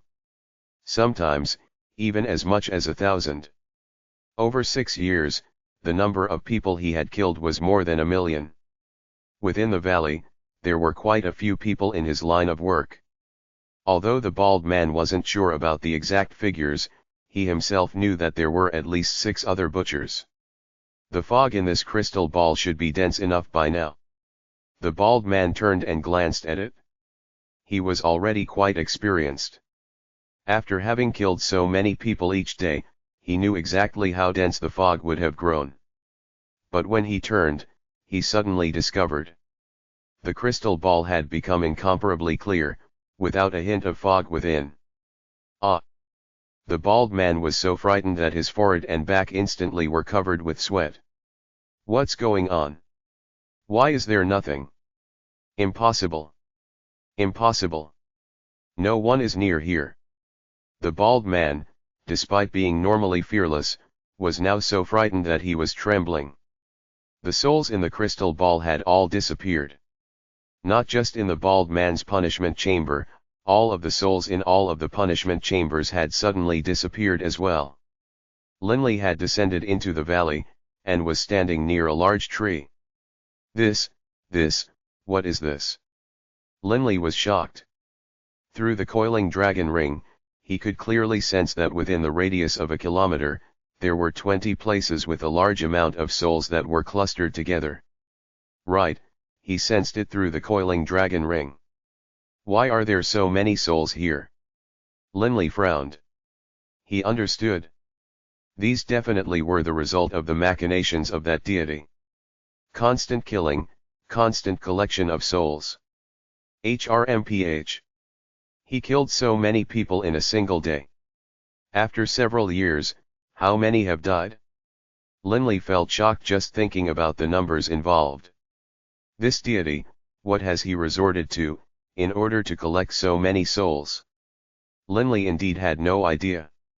The Grand Warlock hadn't just sent those 9 silver-robed guardians to collect souls, he had also controlled all 3 of the major trading unions of the Yulan continent, who worked together to constantly deliver slaves to him, slaughtering them and harvesting their souls. After all, there were many slaves in the Yulan continent. With the 3 major trading unions joining forces, it wouldn't be too hard for them to gather tens of millions of slaves over the course of 6 years. Hey! Linley suddenly sensed as though the coiling dragon ring had a strange power that was binding the souls in those 20+ crystal balls. He had a feeling as though with but a thought, he could seize all of those souls and pull them into the coiling dragon ring. Linley gave this a test. In an instant, the many souls that had been in the crystal ball all disappeared, reappearing within the coiling dragon ring. So many souls? There's more than 10,000. The combined number of souls in those 20 crystal balls were indeed more than 10,000. But these souls were all directly devoured by the coiling dragon ring. What astonished Linley the most was, after devouring the souls, the coiling dragon ring began to naturally refine them. The countless souls were being transformed into a large amount of golden fog of energy. This golden fog of energy, as soon as it interacted with Linley's spiritual energy, immediately began to naturally be absorbed by Linley's soul. Rumble, a large amount of golden energy streamed directly through Linley's spiritual energy into Linley's soul world.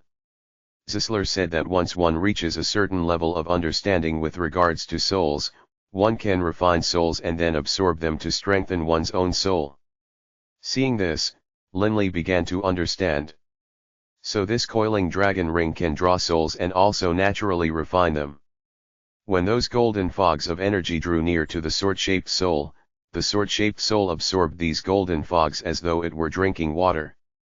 Indeed, Linley could sense an extremely comfortable feeling. His soul was slowly growing.